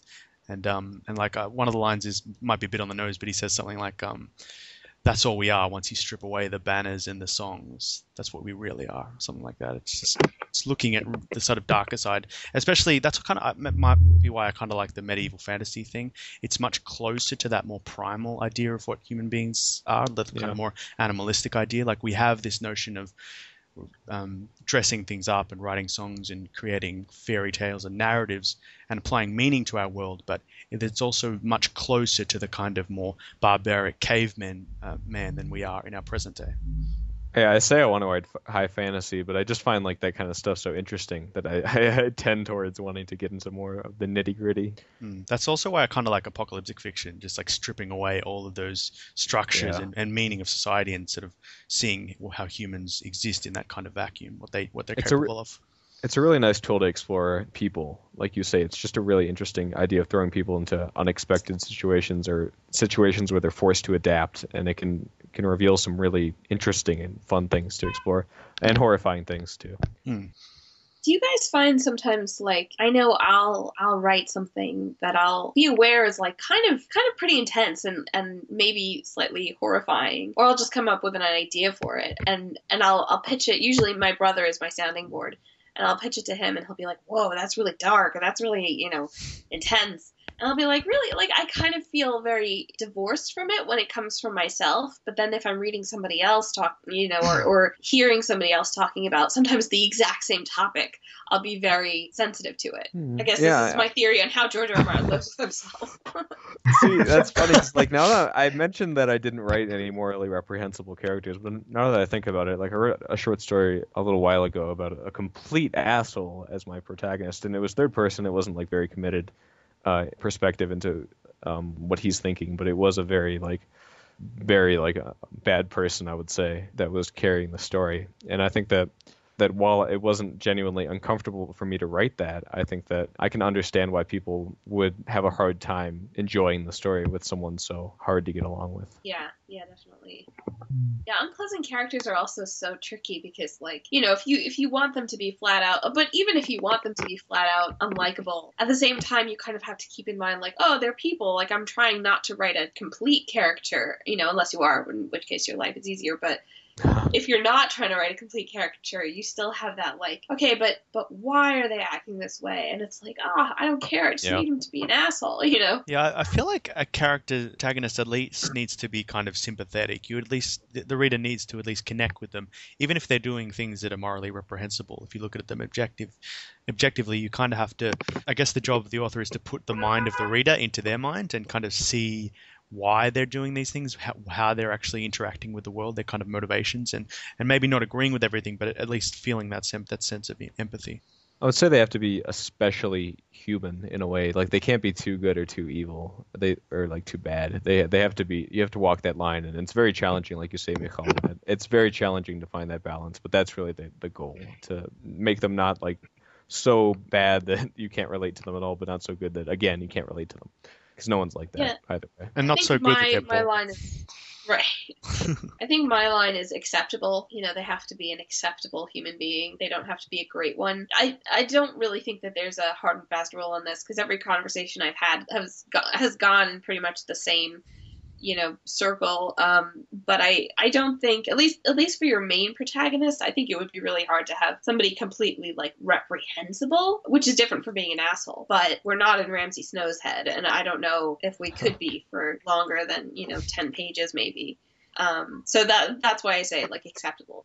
Just good enough not to push you out. Characters, like really dark characters, they go to disturbing places. You have to go there with them. Like, they have to start off neutral, and you walk down the dark path with them, so you understand how they come to be this way, and you have been with them along with all the justifications. Like, I'm thinking of prominent anti-heroes right now, like Walter White. People love him from Breaking Bad, even though he's a pretty horrible monster. But I think part of the reason is everyone watched him undergo this transformation, so there was a certain acceptance of all the steps. Like, I don't think you could be dropped into Ramsay Snow, but maybe you could watch someone who was normal transform into him. Maybe not Ramsay Snow, he's a pretty heinous monster, but just as an example. Tyrion kind of goes to some dark places in Book 5, but because we started with him and because the process was so gradual, as it was with Walter White, our subjectivity and our sympathy is so squarely with him. So I think that perception and that empathy is really important. I think that it can go the other way, though. I guess we're kind of verging into spoiler territory, and I'll be oblique. But I think that Jaime Lannister is a good example of a character that we're introduced to him as a pretty reprehensible person, at least as we perceive him. We're not intended to like him at first, but as we get into his head and get to know him, we do start to form a better opinion. And that's kind of how I wrote that story I mentioned, where the character started off as being very unlikable and hard to deal with, but as you got more into it, you sort of discover the things that humanize them and explain why they're like that. And I think that can work too if done the right way. I think Jaime's a good example of that. Yeah, even a character like Cersei, who probably is a bit closer to Ramsay than Jaime is, but you actually see some of the causes of why she's this way in her chapters. Yeah, definitely, yeah. So should I offer my synopsis of my work? Yeah, go for it. Yeah. So my novel is a post-apocalyptic coming-of-age story set about 20 years after collapse of civilization. I set it in Ontario, Canada, my home province. And the reader meets the protagonist, Quinn Everett, when he's about 5 years old, and we discover the current state of the world through his eyes.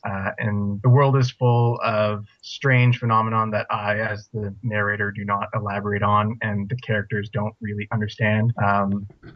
The opening act of the novel follows Quinn as he approaches young adulthood, and crisis descends as threats approach that will destroy the communities that eke out a living in the ruins of the lost world. And Quinn must warn others before it's too late. So it's kind of a traditional hero's journey quest kind of thing, but Quinn is not really a traditional hero.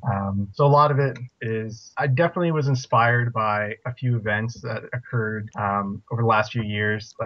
Take for example the 2003 blackout, when most of the northeast continent of North America was without power for the better part of a week. Yes. I was moving at the time. I don't want to talk stories about that too much, but I was moving at the time, and I was actually, funnily enough, trapped in Canada for a little while during that. Okay, can I tell you my mini blackout story? Do it. Go ahead. My sister and I had just started baking cookies, put them in the oven, and my mother knew we were baking cookies, and she was for some reason a little skeptical about this. And I went upstairs. I think I was actually in the bathroom. The lights went out, and my mother called out, "Girls, what did you do?" So my sister and I blacked out the entire northern, continent because of our cookies. Those cookies have a lot to answer for. I know. But at least we had cookies to black out. At least you could eat cookies in the darkness. I'm sorry, continue. No, it's... but the point I was trying to make is, over the last decade and a half, there have been a lot of incidents, that blackout, Hurricane Katrina, the most recent ice storm that hit, the same region, Ontario and the American Northeast, where you strip away some of the basic services like electricity or, effective government, and tiny veneer of civilization disintegrates really quickly. So the premise of, I never elaborate, and I don't know a potential author if I should ever explain, what caused the apocalypse. It's not with a big boom, there's no nuclear war, it's just systems break down. And our modern lives are so dependent upon these systems that even if a few of them fracture, the machine will lock up and cause immense suffering. So it's a more subtle apocalypse than, aliens invading or zombies or something like that. So I wanted to focus much more on the consequences. Basically, people in their early 20s now and upwards would be the adults in this new world. And so they have this terrible trauma of going through the collapse and for things they all had to do. But the new children growing up, like Quinn, are completely ignorant to that. And the world is just the world, and it's normal, and childhood is still childhood. It doesn't matter if you can die of influenza, or they can't treat basic illnesses, or sometimes there's not enough food to feed everybody. That's just life. Everyone else in the society, all the adults, have grown up in a privileged world. They're totally traumatized by this, and it shows up in what I think I try to make interesting ways. So this might not be so much what you mean by your characters having limited information, but one of the challenging tightrope walks I find with writing is avoiding leading the reader by the nose, but also not leaving too much information blank. Like I want some things to be a little bit subtle and not obvious, but I found when I've done that people say that things are missing and things aren't clear. So in terms of this story, how have you found that challenge to be? So there's no electricity, and there's never explanations given for why that is. Like no one outright explains like, this is when the power disappeared. Wasn't it terrible? But early on in the story, there's a natural phenomenon called sky bursts, which are basically massive electrical storms like thunderstorms that also, cause crazy aurora or northern lights to break out afterwards. So I think anyone reading this would pick up on the fact, like, clearly there's something weird going on. The natural environment involving electricity and probably, by extension, the sun or the earth or whatever that has made power impractical to generate. So I think if there's enough dots around and enough evidence sprinkled throughout the story that I think someone would put that all together. Yeah, that makes sense. It's just really hard for me to find that balance of giving enough without being like too obvious. It's really a challenge because you don't want to just say, hey guys, this is what happened. This is end result. I'm more interested in the aftermath than the cause. It's awkward even to talk about it because I don't want to just explain the backstory that I've left vague, and because then what was the point of leaving it vague if I just tell people anyway? Like with most things, I think it's better to start off, at least if you have a question, to start off with more information and then cut back, because I think it's easier to take away than it is, to add and just be like, that can feel like glumping down information, if you start off with too much and cut and pare it away, I feel like that feels like a more delicate process. But at the same time, it can sometimes like kill you to write something that is like so evident to you as the author and, put that like directly in the story. So it's definitely a hard balance. I think less can sometimes be more. Like the reader can often, if you just give them a few lines, the reader can actually take that off on their imagination and build something sometimes more interesting than pages of exposition will lead to. But I think it's also more important to start with character, because if you just start off with the pages and pages of exposition, and it's like so many fantasy writers do this, they start trying to build this world from the beginning and just throw all of these crazy words and names at you, and I'm just like exhausted by page 10. But if you start with the character and you immediately latch onto a character, and then the world kind of unfolds from their point of view. And I mean, is your protagonist a child, did you say?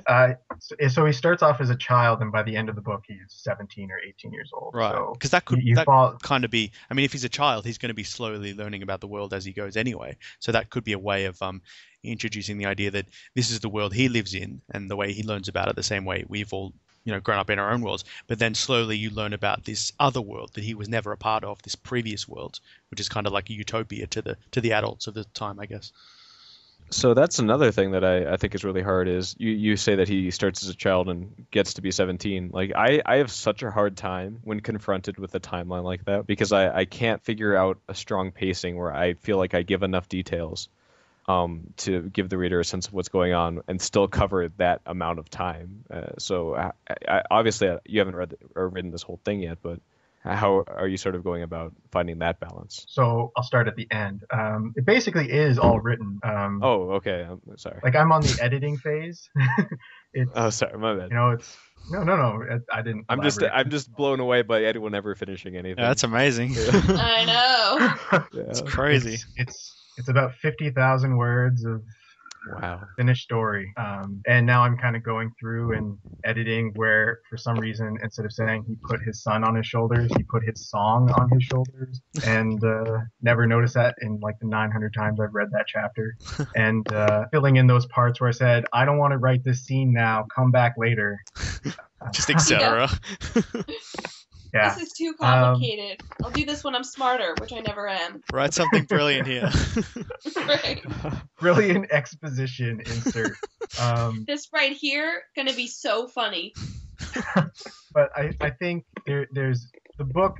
I feel so weird calling it a book because it's not published, so it's not a book. The story has basically 3 acts, and the first act is what you could basically call Quinn's childhood, because in this world, a 17-year-old is an adult, just like in a medieval or even like 19th century idea, right? Like this is a world of hard realities where life is brutal and short. So you grow up fast. So the first act, we sneak in at key moments in his life, and those moments are also illustrative of the world. So maybe there's 5 or 6 chapters of, the first one's when he's 5, and then maybe the next one's when he's 6, and then there's a couple when he's 12. And then when we meet up again with him, he's 17. And then that's the second act where, the main story that being told, the current, like the present, to put it one way, is unfolding. I see you make use of time skips and pretty lengthy ones, I assume. Yeah, I mean, I think that's good. I think that's the way to go. Personally, I think the time skips, if done the right way, is really a good way of telling a lengthy story as opposed to trying to fill in every gap. To use an example, like I just saw the movie Frozen, which we'll be talking on at some point soon. But I feel like one of my favorite parts of the movie, not to say too much, was the moment when the main character grows up, which happens in a span of like 3 minutes, and I loved it. Like it was just like so good. There were other reasons I liked it, but I think that a good time skip or a time speed up can do a lot for a story, or at least keep it at a good pace. The way I looked at it is, if you were telling your life story, what important moments stand out that you would want to share? Like what is that thing that happened to you when you were 12 that you'll never forget and changed you in some way? They're not to say like every single chapter is this weird momentous event. I just think they all comment on his life, his relationship to his parents, who, are basically foreigners to the current world, and the wider world, which is pretty unpleasant. So, do you explore the kind of create like the reforming of society? I mean, it takes place in the aftermath of the apocalypse, but are people sort of living like in the open like savages, or are they trying to rebuild the society of the pre-apocalypse?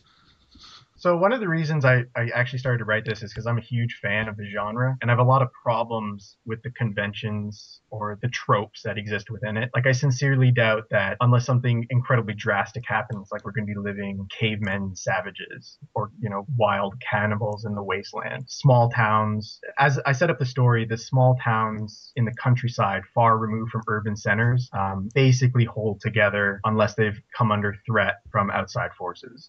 But the cities have become dying zones. Like, you can't farm in a massive sprawling suburb. So most of those communities, people stayed behind. They died from disease or starvation or violence, fires. And then there was a huge number of people that migrated out of the city into the countryside, which again damaged more communities and so on and so forth. Like, that's just kind of the way I viewed it as a problem. So when you meet when you meet the world 20 years after the apocalypse, a lot of it has settled down. Quinn lives in kind of a picturesque village, is mostly rural based and trying to reassemble life. And they have, semblance of a democracy. There's a mayor and a council, and everything seems kind of normal and fine. Quinn journeys through, post-apocalyptic Ontario. He meets communities that are functioning in different ways. I mean, there's the kind of apocalypse trope of the strong arm or charismatic person who kind of calls the shots in the community, but there's lots of different communities too. Democracies remain, or religious communities spring up, or kind of just purely merchant enterprises. It's I think one of the mistakes in post-apocalyptic literature is the uniformity, or that people are so bloodthirsty they'll turn against each other, even though history kind of suggests more often than not people are likely to hang together, or at least a group of them. Yeah, that's cool. I agree with you. I think that a lot of those tropes are like kind of tiresome, where people suddenly turn to sort of vicious acts, and I think that you're right that societal norms are probably too deeply ingrained for it to be that extreme. There will be obviously some people that do take advantage of chaos, but I think those are the kind of people that would do it anyway. It's just more highlighted. I think the rural areas probably are the places where there's more of a sense of community, and they would sort of band together, as opposed to the cities, which, even though there's a lot more people, they're far more isolated from each other. And there's far more this sense of anonymity. I can never say that word. And the sense that anonymity, whatever. I know. I'm referencing Finding Nemo. Anyway. Yes. I was like, what does that remind me of? Right. And I think high culture. I think the kind of chaos thing is kind of this anxiety about cities. So I like the idea that human civilization is almost sort of falling back. It's kind of regressing to this more communal, rural sort of society, and that thing where it's almost like there's 100. America is almost reduced to 100 different little societies, and there's just no longer any connection between the two as there was. Because the idea of America or a country, it's connected by something like electricity. It's made a cohesive whole by being able to communicate with each other. But once you sever all those, it just becomes a series of villages and towns, I guess. or Yeah, and independent. there's definitely, I should be clear that his hometown is kind of an island of stability, right? Yeah. Like in a lot of these genres, and I'm sure, and there's indications in the story that there are other towns just like Thistle are very normal too. But then if you go wandering on the roads by yourself, you're probably going to get picked off by highwaymen or the other various kind of bandits that can't live within the walls of normal, quote unquote, communities and have to eke out a life of their own. Which, to return what I said earlier about like feminism versus misogyny, inside the town walls, like women are respected and are completely equal. But outside of it, where kind of strength and violence rule the day, like it's a much more precarious situation. And I think that reflects history. And I have no idea, labeled a terrible misogynist or that, but there you have it. Yeah, like I guess the space in between the cities is kind of like a wasteland without laws. So that's why it fosters such violence, I guess. So speaking about it's going down to towns and individual little areas. Is it widely known that the international scene is the same, or is it just assumed communication is cut off? And so is it a worldwide known fact? The farthest you hear for like news and information in the story, I think, is basically the northern United States. You get some feedback about there, but there's no, like, it's been 20 years since the apocalypse happened, and no one showed up in a helicopter saying, "Hey, poor people, everything's fine in Europe. Come with us." It's very much a global phenomenon.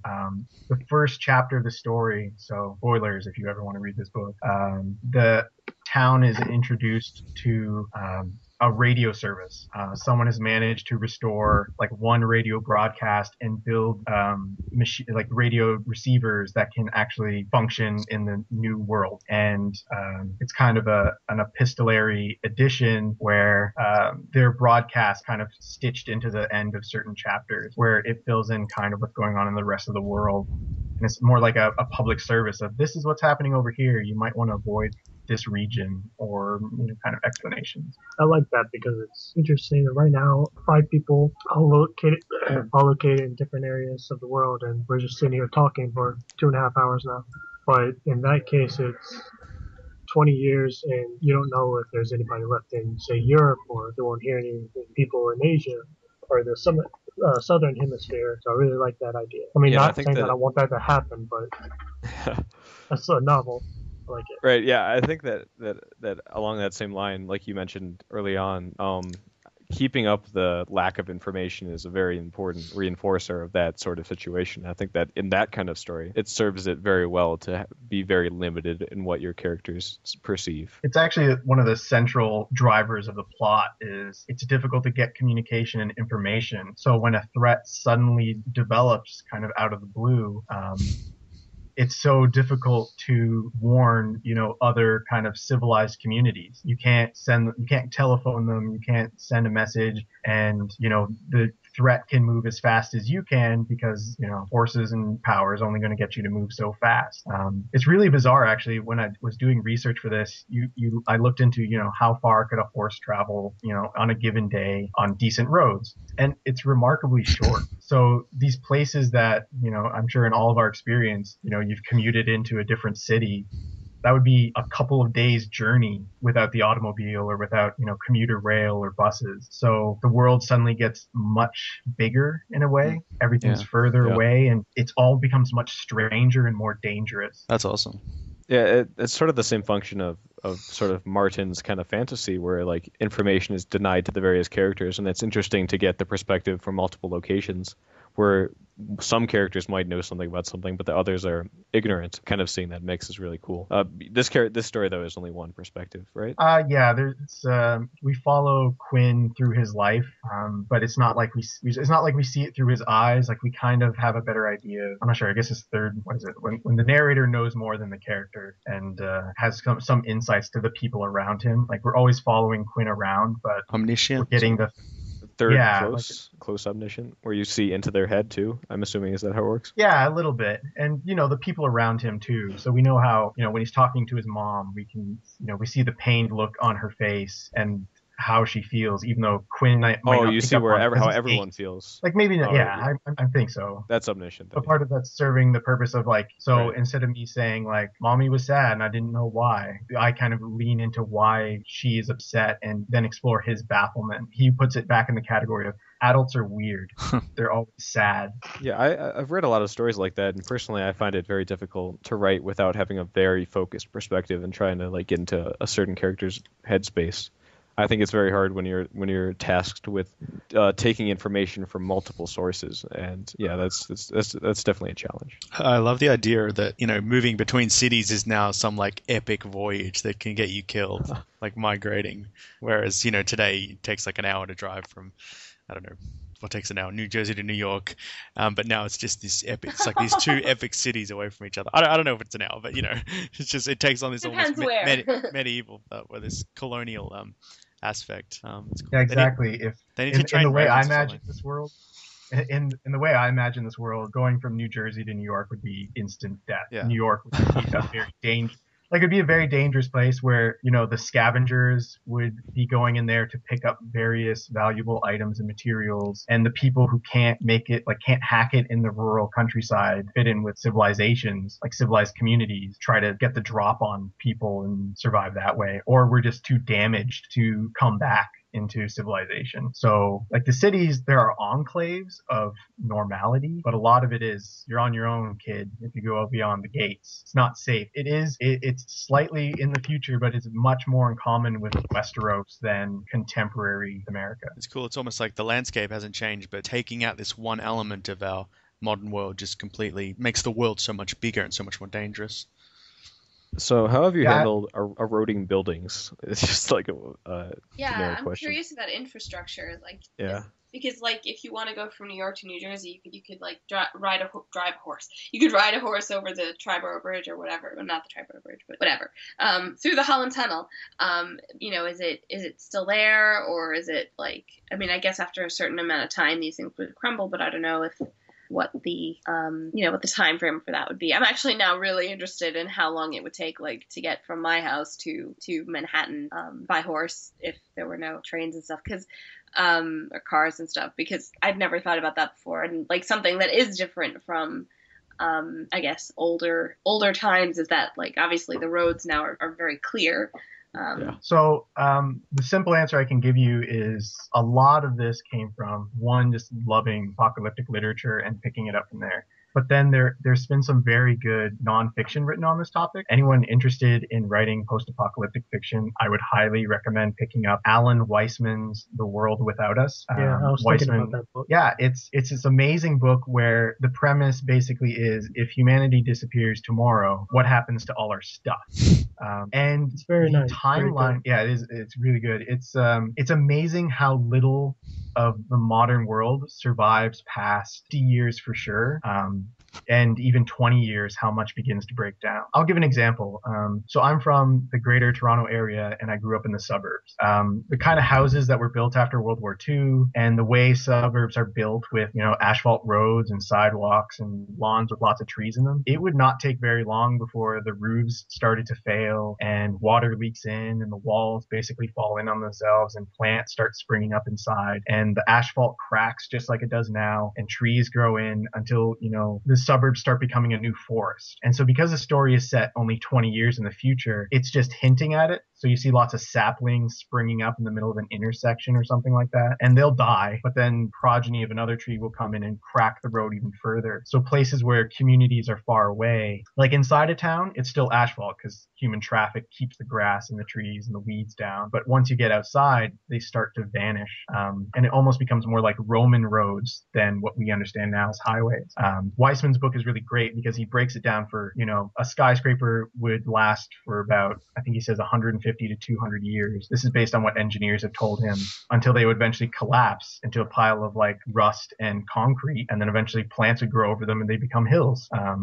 Like so many of the things we built, like just imagine your own home and the maintenance you've had to do, like you or your family's had to do on it. Your roof gets replaced every, 7 to 10 to 15 years. The driveway's cracked. You have to pave it. The city city comes by and fixes the road in front of your house. If all this just stops suddenly, and then you add in the fact like people had to stay warm and there was no electricity, so they started fires in their houses and burned down a city block. Well, guess what? Nature's going to take over a lot faster now.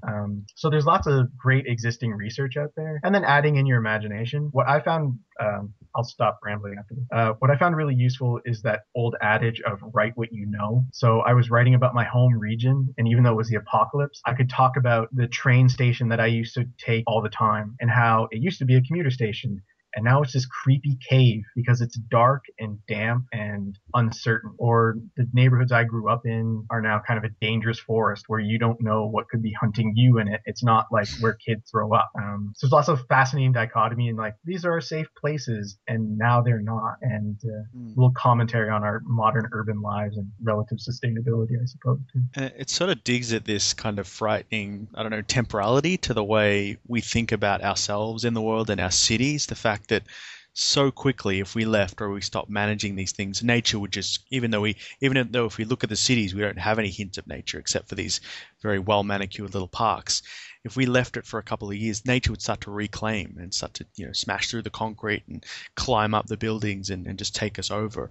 And it also, even more frightening, the kind of temporality of human beings, the fact that, in the grand scale of things, as great as we've climbed, we're just a flash in the pan in the whole lifespan of the planet. And once we go, will anyone remember us? Yeah, like reading novels like The Road really The are Road. powerful. Yeah, and reading that is painful for me. I genuinely have a hard time getting through it.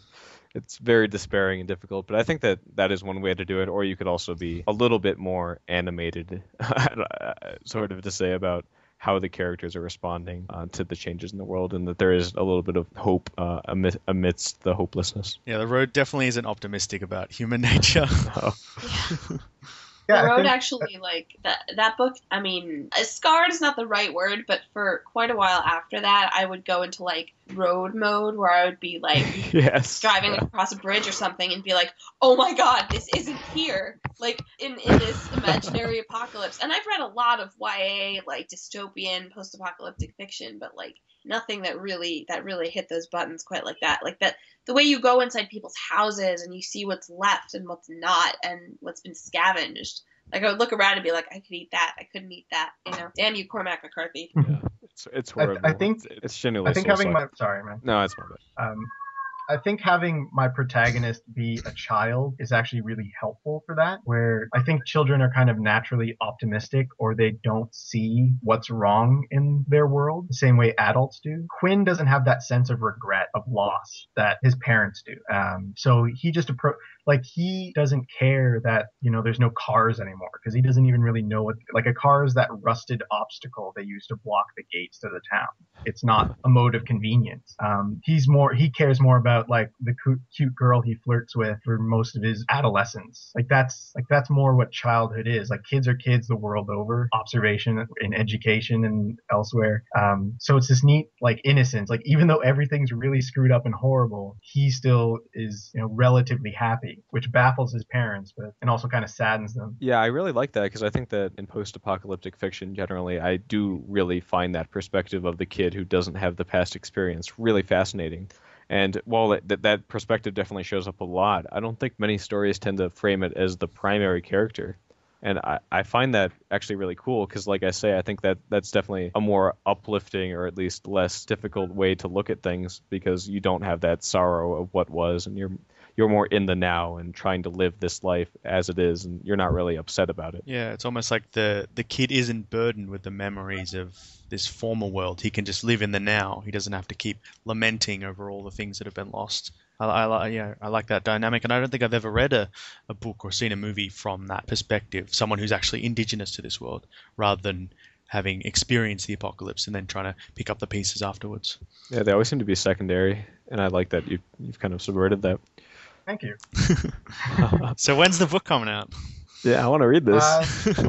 So I've been letting friends who probably wouldn't just sell it for their own profiteering for the last few months. Right now I'm, kind of every week I sit down and edit a chapter, and I think there's 17 chapters or something like that. So right now I estimate that I'll be done by spring. I'm fine with people checking it out now. Suppose, since we've had this awesome conversation about authors, if any of you want to read it, I'm happy to pass it over. Might post the first chapter or something, or a few snippets on the thread, but maybe not the whole book.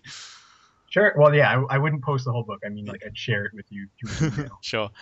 Well, that's another question for potential writers listening. What is kind of the process once you've actually written your book and redrafted it and edited it? How do you go about trying to publish your interest?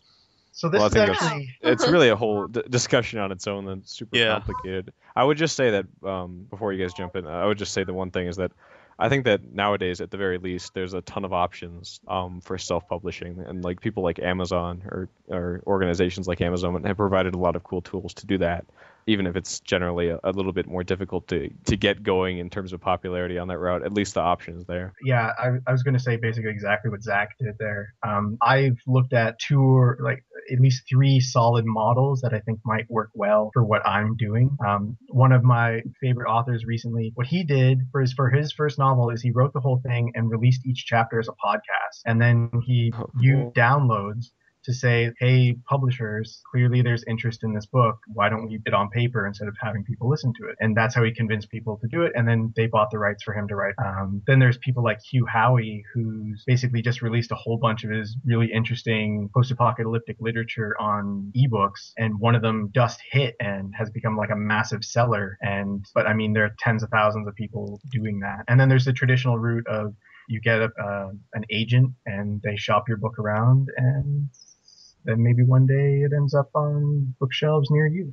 Yeah, and there are a couple of websites that you can look at that will list legitimate agents, and you can have reviews and everything, read through those. And there are a lot of stuff, like I wouldn't go, for instance, to Readers or Writer's Digest and go to all their seminars that are like $70-$80, because a lot of that stuff is available for free. I really like that idea that your friend had of releasing this podcast, because I genuinely believe that writing and generally selling media is a buyer's market, and it's a very competitive market, and it's very hard to establish yourself within that because people only want the best thing, and it's very hard to get attention. And I think that to achieve that, you do need to sort of pave your own way and find a unique method of not just content, but also delivery that fascinates people. Yeah, and I guess one of the challenges for like a new author, someone who's just written their first story or novella or novel, is it's going to be much harder to actually get a proper publisher's interest to actually print the book. So maybe other ways of doing it could be, I don't know, submitting short stories to magazines or trying to get it published. I guess the big thing is just to get it out there and try and get some interest. And then you can actually go to a real publisher and say, look, this has interest. You might want to look at this. I guess you have to have a bit more behind you than just kind of handing someone a stack of papers. But yeah, I guess with new media, with the internet, there's a lot more options for people to kind of get their book out there. They're not necessarily having to go through sort of printing middlemen. They can actually deliver the content straight to listeners or straight to readers through the internet. I wish I was as open to that as you guys, but I don't know, maybe because I'm basically a snob, but and I also don't have an e-reader. But dream of going into a bookstore and seeing your book on the shelf, and knowing that as popular as your book might get, if it's self-published, it's not the same thing. And I know from when, and it's been actually at least 3 years, so how fast these things do change. But I know when we would get, people would send us their self-published books and be like, look, I self-published this book, and are you interested? And the answer would almost always be, this hasn't been edited. This hasn't been, vetted by anybody. No. If you want attention, write something else and then query that. So I'm a little and I know so many people really do it and have, an incredible faith in the self-publishing process. But for me, it's so much scarier than the idea of going through an agent, which is difficult, but I feel I don't know. I'm not sure. Do you know much about that process? I've never had any experience with it. Yeah, well, basically what you need to do is, you need to do a lot of research. You need to find a lot of agents who are looking for the type of thing that you wrote. And you might not find one, but you need to look for genre, you need to look for tone, word count, things like that. And there are websites that like will help you do that. And then you have to work on your query letter, which is not easy at all. Query letters are really difficult. But you basically have to pitch your book in about 250 words. And because, I mean, to be honest, it's usually not even the agent that's reading it. It's usually their interns who are probably hungry. So you have to grab their attention, as quickly as possible. And then in my experience, the way the process goes, and again, this is just my limited experience, but like if the agent is interested, they'll request a few pages from you. And then, if you're really lucky, they'll read them. And then a while later, they might request the full manuscript. And if they request the full manuscript, then you've gotten somewhere, but they might reject it at that point. They might tell you it's not what they're looking for, or they might give you a critique of it, and tell you, why they can't accept it. And sometimes they might actually assign you, but it's obviously, it's a crapshoot. It's such a crapshoot. But I don't know. For me, it's just like that idea of succeeding at that is so much more exciting than like hitting publish on Amazon releases. Maybe because the whole thing is theoretical for me at this point. Anyway, I don't know. I'm a traditional girl. I totally get that though. I think that makes perfect sense, and I understand the appeal. It's just that it seems so saturated at this point that it feels like it's almost impossible to make that work, and which is why I think that turning to other options, while perhaps of a lesser value at the end of the day, is somewhat necessary. Maybe not though. Maybe not. I haven't delved too deeply into that to say, but it just, the horror stories I hear of these publishing houses like having these mass piles of manuscripts just in the trash almost immediately, and just not even getting to see the actual agent or the publisher itself, it's so daunting and scary. Process just sounds exhausting and disheartening. I don't know if you could go through that for months and months and months and just have your manuscript sitting there unpublished for like years and years. Maybe I imagine people just want to get this out there and want people to read it. I agree with Michal though. Like, there's this ideal world where I walk into a bookstore one day and there's my last name on the spine of a book, right? Like I think that's the dream.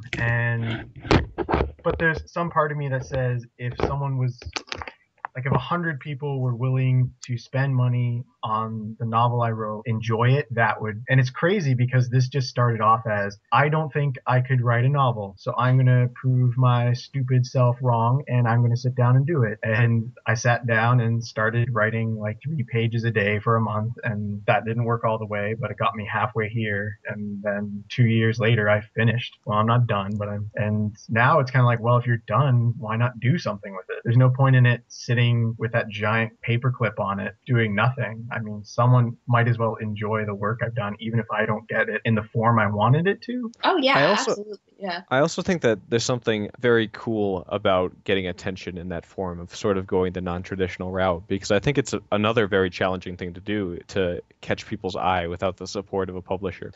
And I think that when you do very creative things like your friend did by publishing it as a podcast chapter by chapter, I find that cool if it works, because it's something that to some extent people haven't done before, and finding success by doing that I think is cool, because you're sort of paving the way for a unique method of delivery. Yeah, it's like a new kind of stepping stone, and to be honest, if that's the way I have to go, then I'll do it. And if in the future I can show up at a bookstore and see that and stand by it and point it at and tell people I wrote that, and I'm going to do it. And because I can tell you that I would be that guy at the bookstore pointing at. Hey, I know, right? I feel like my dignity would go out the window. Just standing by your section all day pointing, like, oh yeah, I do look like the guy on the back of that book. Oh yes, it is me. That's because it's me. It's not a big deal. I tend to get the feeling this is more of the reason why, as you said earlier, Michal, that writers drink, because it's such a crapshoot and it's so hard to make anything work, and you put so much of your soul into trying to make this stuff at least interesting to people, and when no one seems to care, or you just can't get the attention to some extent that you want, it's very hard to deal with.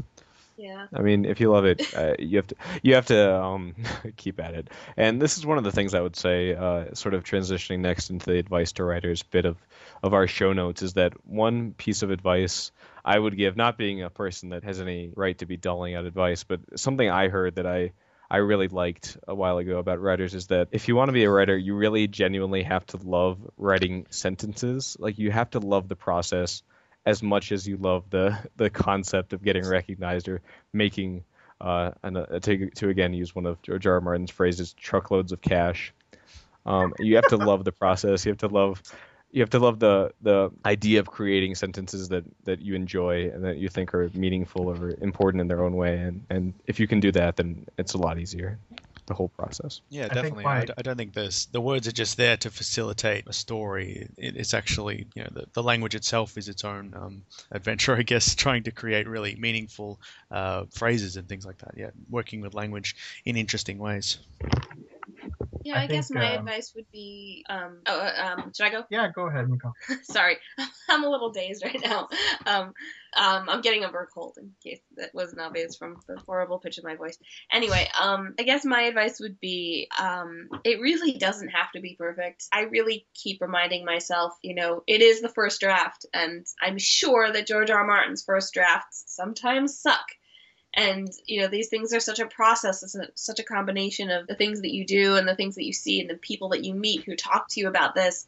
And, all of these different things that you learn about that it's really okay if it sucks. You just have to write it. And I mean, sometimes I think of it as like writing a cover for a song. I'm not a musician, but I sing sometimes, and sometimes I'll just sing the same song in the same way, over and over and over again. And then the 507th time that I sing it, I'll come up with a way of doing it that's a little more unique and interesting in me. And sometimes, like, the story that you have to write just comes out like that. It isn't always unique on the first go, but it can be. Quickly, one other thing I would just mention that's more practical and applicable is that I've just recently started doing, that I should have started doing ages ago.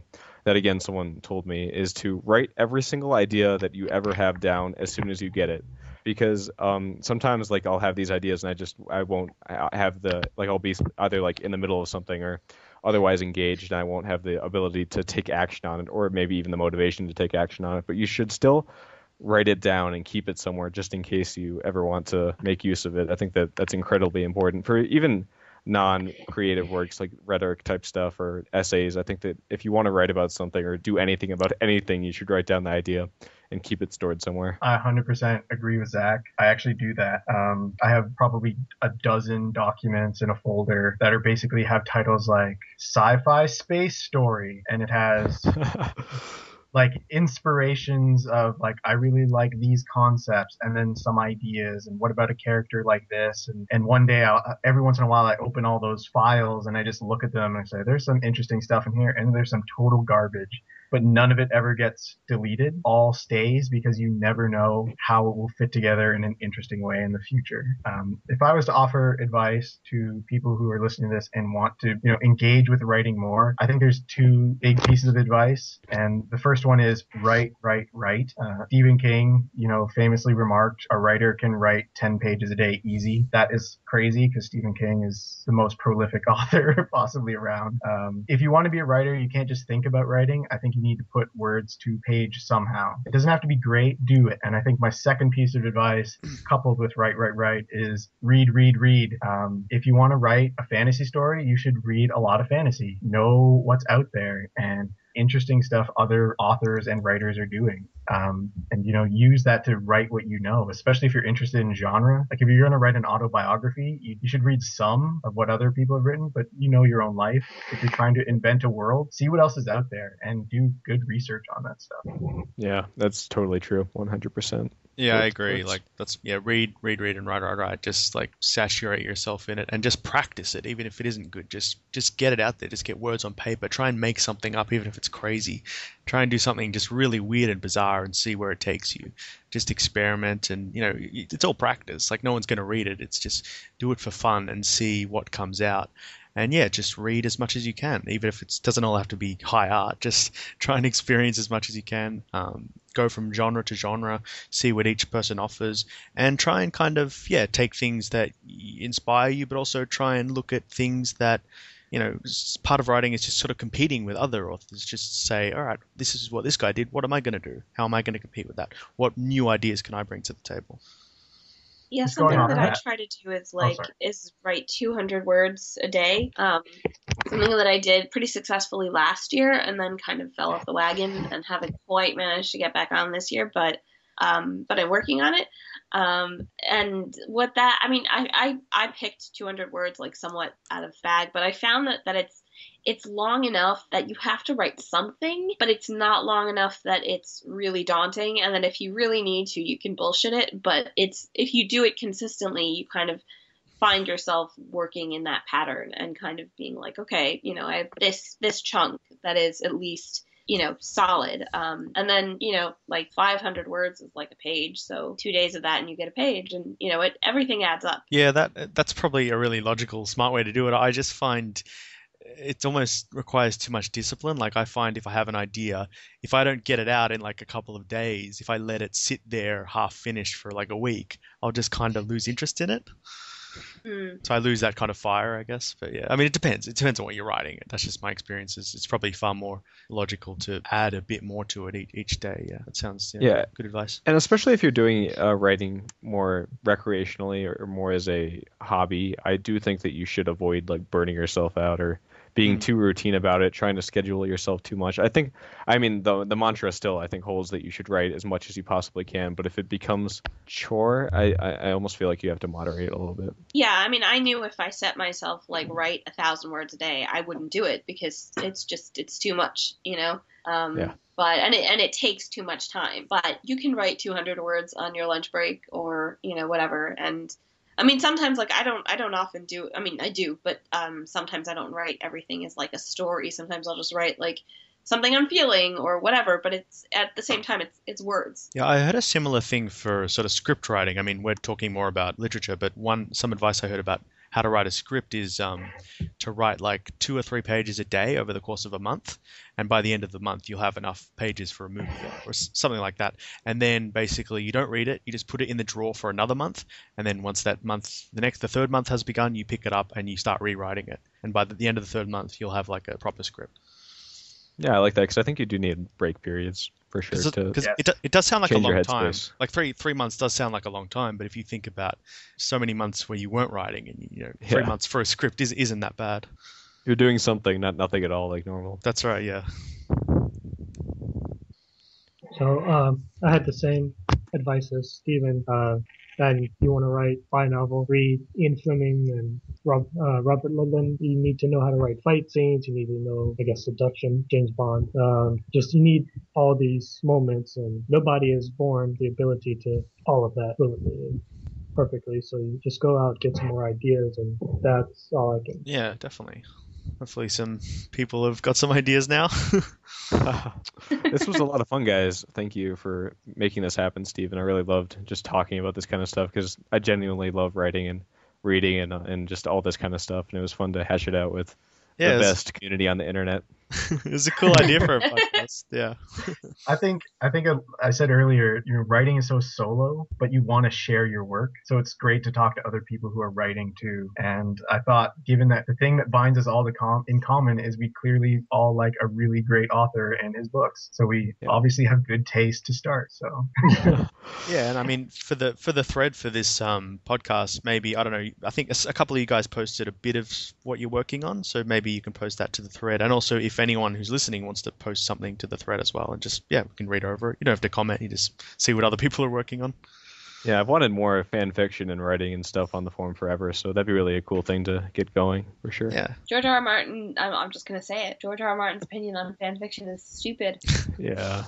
I mean, I can understand it from his perspective, but I really agree with it. Yeah, I just don't care. I mean, it's funny. I haven't written Song of Ice and Fire fan fiction, but I would if I wanted to. You want the option. Exactly. I mean, now it's moot because everybody can just put it under the show. But it's just like how could you tell somebody what to do with like with ideas, Yeah. that they aren't making money off of? Again, like nobody's, well, if they are, then that's bad and wrong, but nobody's making money off of them. So Well, I think part of it is kind of, I mean, there probably is like a copyright element to it. He doesn't like his characters being misused, but I think he also talks about it's a kind of lazier way to write. You're not coming up with ideas. But as I said before, it's not necessarily. Sometimes it's just fun to write and just not have to invent characters and stories and just to play around in a sandbox for a while. Mm-hmm. Or to just do that with things that you love. It's like, Right. I think calling that lazy is a gross misunderstanding of what fanfiction is. Yeah. Which is enjoyment. And it's kind of been marred by a lot of like really not great fan fiction, but I think I've read fan Right. fiction Yes. that's like really well written, so I don't think there's a problem with it. Yeah, exactly. I mean, we're talking about two different things here when I think we're talking about fan fiction. I mean, there's the really horrible stuff, and possibly in that category slash fiction, and then there's There's some good slash fiction. no comment. But then there's the, let's flesh out other elements of the story that are being ignored. Like, what if you just wanted to show the life of a peasant in the Vale or in the Riverlands? That would be fascinating, I think. And if Brienne so happens to be one of the characters I wanted by, I don't see the harm in that, especially if you're doing something new and interesting. I think fan fiction is just like other fiction. It can be rote and repetitive and terrible, or it can be innovative and fascinating. Yeah, it's kind Yeah, of, but that's true of all writing, I think. I think that it's just that fan fiction, especially bad fan fiction, gets more attention because it's basing itself off something popular. Yeah, it has built-in promotion. That's the big difference. Nobody's promoting it. Nobody is going to like a newspaper and being like, "Hey, look at my fan fiction," or they shouldn't be.